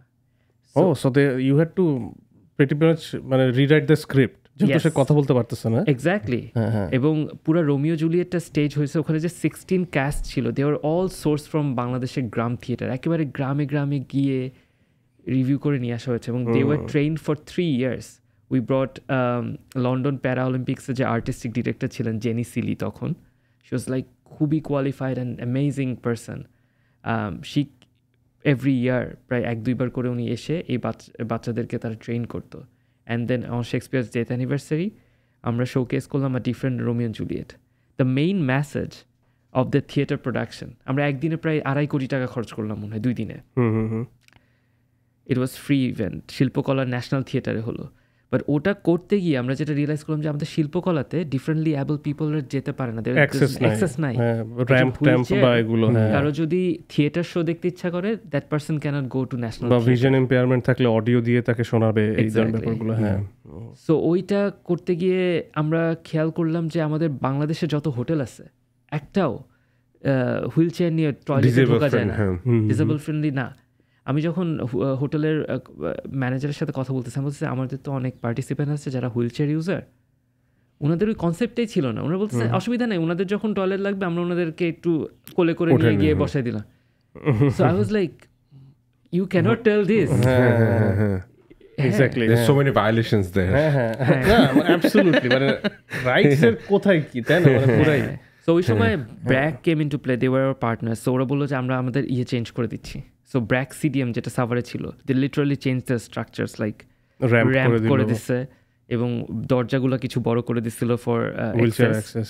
সো আমরা এরপরে ব্র্যাককে পার্টনার করে নিয়ে আমরা utilise there. BRAC is amazing organisation. তারপরে সবচেয়ে বড় কথা হচ্ছে, I must say like thank you to Asaduzzaman Noor, আমাদের তখন কালচার মিনিস্টার ছিলেন। He has been instrumental, like he approved ইয়েতে ওই যে শিল্পকলা একাডেমির ওখানে kind of like advocated for that. Shilpakala একাডেমির মহাপরিচালক ছিলেন। সো সবাই মিলে দে মেড ইট অ্যাক্সেসেবল। আচ্ছা আচ্ছা, মানে ওটা তখন ওই মিনিস্ট্রি থেকে he got fund and provided you money to do the reconstruction and everything. আচ্ছা, এটা একটা বিশাল ব্যাপার, একটা লোকাল এস্টাবলিশমেন্টে you are making it like that's his job. So it was my British council, like all this impactful work. So যখন আমি দেখি, এখন আমি যখন নিজেকে নিয়ে রিফ্লেক্ট করি, আই সি দ্যাট লাইক আমি ওখানে যে অনেক কিছু শিখেছিলাম না আমার বসের কাছ থেকে, ইয়েতে ওইটা না সামহাও ঘুরে ফিরে আসে। That's what is behind the making of myself today. Like আমি বলছি না যে আমি কোনো কিছু বাট ওই জিনিসগুলো অনেক ইম্প্যাক্ট করেছে আমাকে লার্নিংয়ের ক্ষেত্রে। তো এখন ওই জিনিসগুলো কাজ করে, এখন giving back to the community. আমি আমার কমিউনিটি ছাড়া কিছু চিন্তা করতে পারি না। তো এখানে এসে যেটা হয়েছে, পড়াশোনা করেছি, চাকরি করছি, and in fact Bangla bulletin, Bangla events was my side project. Like আমি জাস্ট একটা আউট অফ কিউরিওসিটি, হয় না যে কিছু মানুষ আছে কিছু না করলে একটু বোরিং বসে থাকতে চায় না। So I wanted to do something and that's kind of the output of the project. এটা নিয়ে এগিয়ে যেতে চাই। But what a great output. But beside this, I'm also part of Agami Foundation. আচ্ছা, It's a educational organization. It's a non-profit. আমরা এখানে যারা কাজ করি, everyone is volunteer. It was founded by some of the engineers in the West Coast, Bay Area তে। তো ওনারা first শুরু করেন, বাবু ভাই, তারপরে এরকম আরও কয়েকজন ফ্রেন্ড মিলে। এবং এটার মূল কাজ হচ্ছে যে আমরা এখান থেকে ফান্ড রেজ করি and we send it to Bangladesh. In Bangladesh we have a similar organisation, Agami foundation, এবং ওখানে আমরা অনেকগুলো প্রজেক্ট রান করি। সো আমি যেহেতু এটাকে 501 নন প্রফিট বা কি একটা বলে না, এটা 501c3 as far as I know, you guys provide education to underprivileged kids and stuff like that. Yes. So Agami is like আমরা so far আমাদের এটা 20 বছর মতো যাচ্ছে, and so far we have given support to more than 40 schools. আমরা কোনো school set up করি না, আমরা we provide support to the school, teacher training, এবং we have done some amazing works. Like আমরা প্রায় 20,000-এর বেশি বাচ্চাকে ইম্প্যাক্ট করেছি। বিকজ আপনি যদি একটা $50 ডোনেট করেন এখানে, দ্যাটস কাইন্ড অফ লাইক ধরেন 3 মাসে বাচ্চাদের ব্রেকফাস্টের টাকা। হ্যাঁ হ্যাঁ, অ্যাবসলিউটলি। কনভার্সন রেট চিন্তা করলে আসলে আমাদের 10 টাকা দিয়ে আসলেই so I part of this আগামিজ অপারেশন, মানে লাইক এখন হচ্ছে আমি associate director for school. So I oversee the school programming in Dhaka. Like আমরা যতগুলো স্কুলকে সাপোর্ট দিই, and we have some other programmes. Like খুব মজার যেমন দাবা একটা গেম যেটা আমরা খুব একটা নার্চার করি না বাংলাদেশে, কিন্তু আপনি যদি দেখেন এটা একটা জেন্ডার নিউট্রাল গেম, ছেলেরাও খেলতে পারে, মেয়েরাও খেলতে পারে। সো গ্রামে ইন্ডিয়া তো এখন হুলুস্থুল, ওদের যে ইয়াংগেস্ট কি সব গ্র্যান্ডমাস্টার হয়ে যাচ্ছে না এখন খুব, like really good at it now, right. So গ্রামে দেখা যায় অনেক সময় we came up with this news like মেয়েদেরকে ক্রিকেট খেলতে দিচ্ছে না, বাইরে বের হতে দেয় না, এরকম অনেক বিষয়গুলো এখন অনেক কমে গেছে। বাট স্টিল দাবা হচ্ছে এমন একটা গেম যে ওরা স্কুলে বসে তাদের বুদ্ধিবৃত্তিক, ইটস নট ফিজিক্যাল এবং খরচও কম, ইকুইপমেন্ট লাগে না কোনো, মানে একটা দাবা কোর্টের কত দাম। হ্যাঁ, এবং আমাদের স্কুলের বাচ্চাগুলো দে আর ডুইং গ্রেট। আমরা কিন্তু ন্যাশনাল লেভেলে বিভিন্ন ধরনের কম্পিটিশনে এখন যাচ্ছি এই দাবা দিয়ে। আবার যেসব স্কুলগুলো আন্ডার প্রিভিলেজ, যারা হয়তো স্কুলে ভালো স্টেম টিচার অ্যাফোর্ড করতে পারে না, আমাদের এডটেক প্রোগ্রাম ওরা খান একাডেমির সাথে পার্টনারশিপ করে they made all this lectures in Bangla, dubbed in Bangla. Oh wow, this is So Khan Academy is huge, bro. My kid, she uses this app from Khan Academy and অনেক কিছু শিখছে ওখান থেকে. So I feel like this is my way of giving back to my community, like definitely আমি এখন যখন মনে করি আবার আমার রিসেন্ট ইনসিডেন্ট লাইক আমার এটা খুব এটা জানি না বলা ঠিক হবে কিনা বাট রিসেন্ট ইনসিডেন্ট আমার বাসায় আগুন লাগে and we have been displaced so আমি এখন একটা হোটেলে আছি কিন্তু হোটেলে ওই আমাদেরকে 20 মিনিট আগুন লাগার পরে ফায়ার সার্ভিস 20 মিনিট সময় দিয়েছিল টেক অল ইউর স্টাফ তো আমি নিলাম হচ্ছে আমার কাজের ব্যাগ যেটাতে আমার ল্যাপটপ আছে আমার ওয়াইফ মোটামুটি কয়েকটা জামা কাপড় এটা সেটা কোনো মতে নিয়ে নিল তো ওই 20 মিনিটে whatever we could manage to take out ওটা নিয়েই আমরা একটা হোটেলে গিয়ে উঠলাম and then my realisation was like যে আমাদের আসলে লাইফে অনেক কিছু দরকার হয় না যে 3টা জামা নিয়ে এসেছিলাম ওই 3টা জামা দিয়ে কিন্তু আমার সব হয়ে যাচ্ছে আমি মাঝখানে একজনের কনভোকেশনও অ্যাটেন্ড করে ফেলছি এই 3টা জামার মধ্যে চয়েস করে সো এই যে মিনিমালিস্ট লাইফস্টাইল এটা আমাকে আমাদের ইনফ্যাক্ট আমার ফ্যামিলির প্রত্যেককে অনেক কিছু শিখিয়েছে যে আমাদের we don't need a lot of things to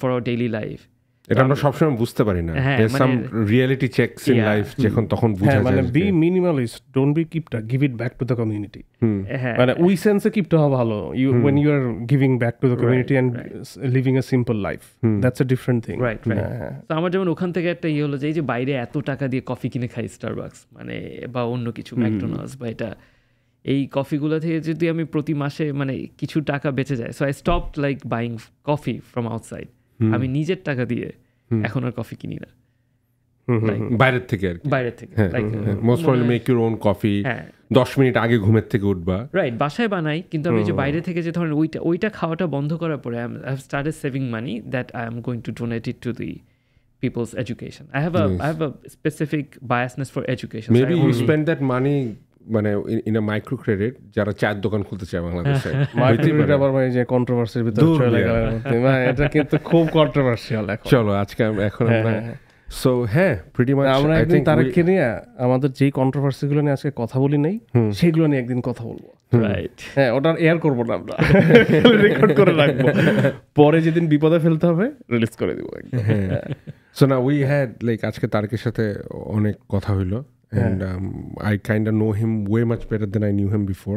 আমার তো আজকে ফার্স্ট টাইম মিট করলাম আমরা we talked over the phone once yeah and so আমরা একটা জিনিস করি at the end of our podcast we're going to call it a night today but if you want to talk about something if you want to promote something if you want to say something all the cameras are yours and the microphones are yours so whatever you want to right nice So, no, thank you both of you. Like, আজকে এই আড্ডাটা excuse me ভালো হয়েছে voice চলে যাচ্ছে মানে আড্ডাটা ভালো হয়েছে emotional voice is cracking it was very wonderful opportunity for me to come and say because I'm বলতেছিলাম যে I'm not a camera person so I'm always like behind the camera তো আমি খুবই ভয় ছিলাম যে আসলে কনভারসেশন কেমন হবে কিভাবে কথা বলবো কি নিয়ে কথা বলবো I don't have anything to say but you kind of like brought that out এবং উই হ্যাড আমরা pass as a host thank you wonderful conversation আমার মনে হচ্ছে যে অনেক গল্প বলা বাকি এখন মানে এখন মনে হচ্ছে যে we have time constraints but thank you আর but we can have him back we will have him back for sure এবং মানে আমরা we want the audience to engage as well whom you want to see more like suggest us যে এদেরকে আনা উচিত we will try to bring them as well free sunglasses sorry Tarek I'm not going to interrupt করতেছি no thank you we're not going to do it again না ওইটাই এই তো আর Bangla bulletin Bangla events এবং বাংলা ডিরেক্টরি যেটা কমিউনিটি হাব এটার main at the heart of this is Bangladeshi community and what we want to do is like changing our diaspora narrative like we are doing better a lot better and we want to take it to the right people like they need to know the stakeholders because আমাদের ছেলেবেলা এখন election run করছে right so ওইটাই just wanted to do something beside my usual day job being a father being an educator being a teacher educator that's something what I can do and I am doing it for my passion so ওইটাই একটা আর এমনি usual লাইফে খুব ঝামেলা হয়ে যাচ্ছে এই passion করতে গিয়ে এন্ড অফ দ্য দিন তো 24 ঘন্টা। হ্যাঁ, আমি খুবই প্রোক্রাস্টিনেট করি, আমি লাইক খুবই অলস। I'm a very big both of us are very big procrastinators. না একটু বেটার হয়েছে ভাই আমাদের আগের থেকে। হ্যাঁ যাও এনিওয়ে হ্যাঁ না ওইটাই মানে when you love like যেটা when you are doing the thing that you love to do you don't feel like working. So এটাই মনে হয় right Yeah, so Bangla Bulletin or BanglaEvents.org. BanglaBulletin.org, BanglaEvents.org. এবার Facebook পেজও আছে probably. হ্যাঁ, we do have and everything is free. Here, like it's free for the audience. Anyone can. Do you have a YouTube channel as well? ধর events গুলো হয় সেখান থেকে তোমরা video upload করো বা এরকম কিছু কভার করো? So we have the YouTube channel but we are not active on the YouTube channel because আমরা আস্তে আস্তে প্ল্যান করছিলাম যে এগুলো নিয়ে একটা উইকলি আপডেট যাবে YouTube যারা আচ্ছা বুঝতে পারছি। For like no মানে everywhere it's not necessarily from DMV, everywhere in United States people sign up. Like, you know, if the more you sign up, you're supporting it. That is how you show your support. You don't have to pay money or something. Internet is literally free now. Like high speed internet is literally free. When তোমার data কিনতে হইতেছে না বা MB যাইতেছে না. Just go on the internet, go, you know, subscribe and like you don't even have to use your real email address. Like ওই যে subscribe করার জন্য যে ইমেল অ্যাড্রেসটা দেওয়া লাগে ওইটাই দাও। পাড়ার ক্যাফে থেকে বসে থাকলে ফ্রি ওয়াইফাই। হ্যাঁ, আর জিমেইলে তো খুব মজার একটা ফিচার আছে। লাইক ফর এক্সাম্পল আমি যদি লিখে দিই যে tarek.mehdi সরি আমার email address +pinicroom@gmail.com, so all this email will go to my email but আমি খুব সহজেই ফিল্টার করতে পারবো যে these are from Pinicroom subscription. So yeah just go ahead do like I mean you know যাতে তারেকও জানতে পারে আমাদের একটু প্লাস Pinicroom দিয়ে দিলে হয়ে যাবে. So yeah great conversation. We're gonna hope we're gonna do this again.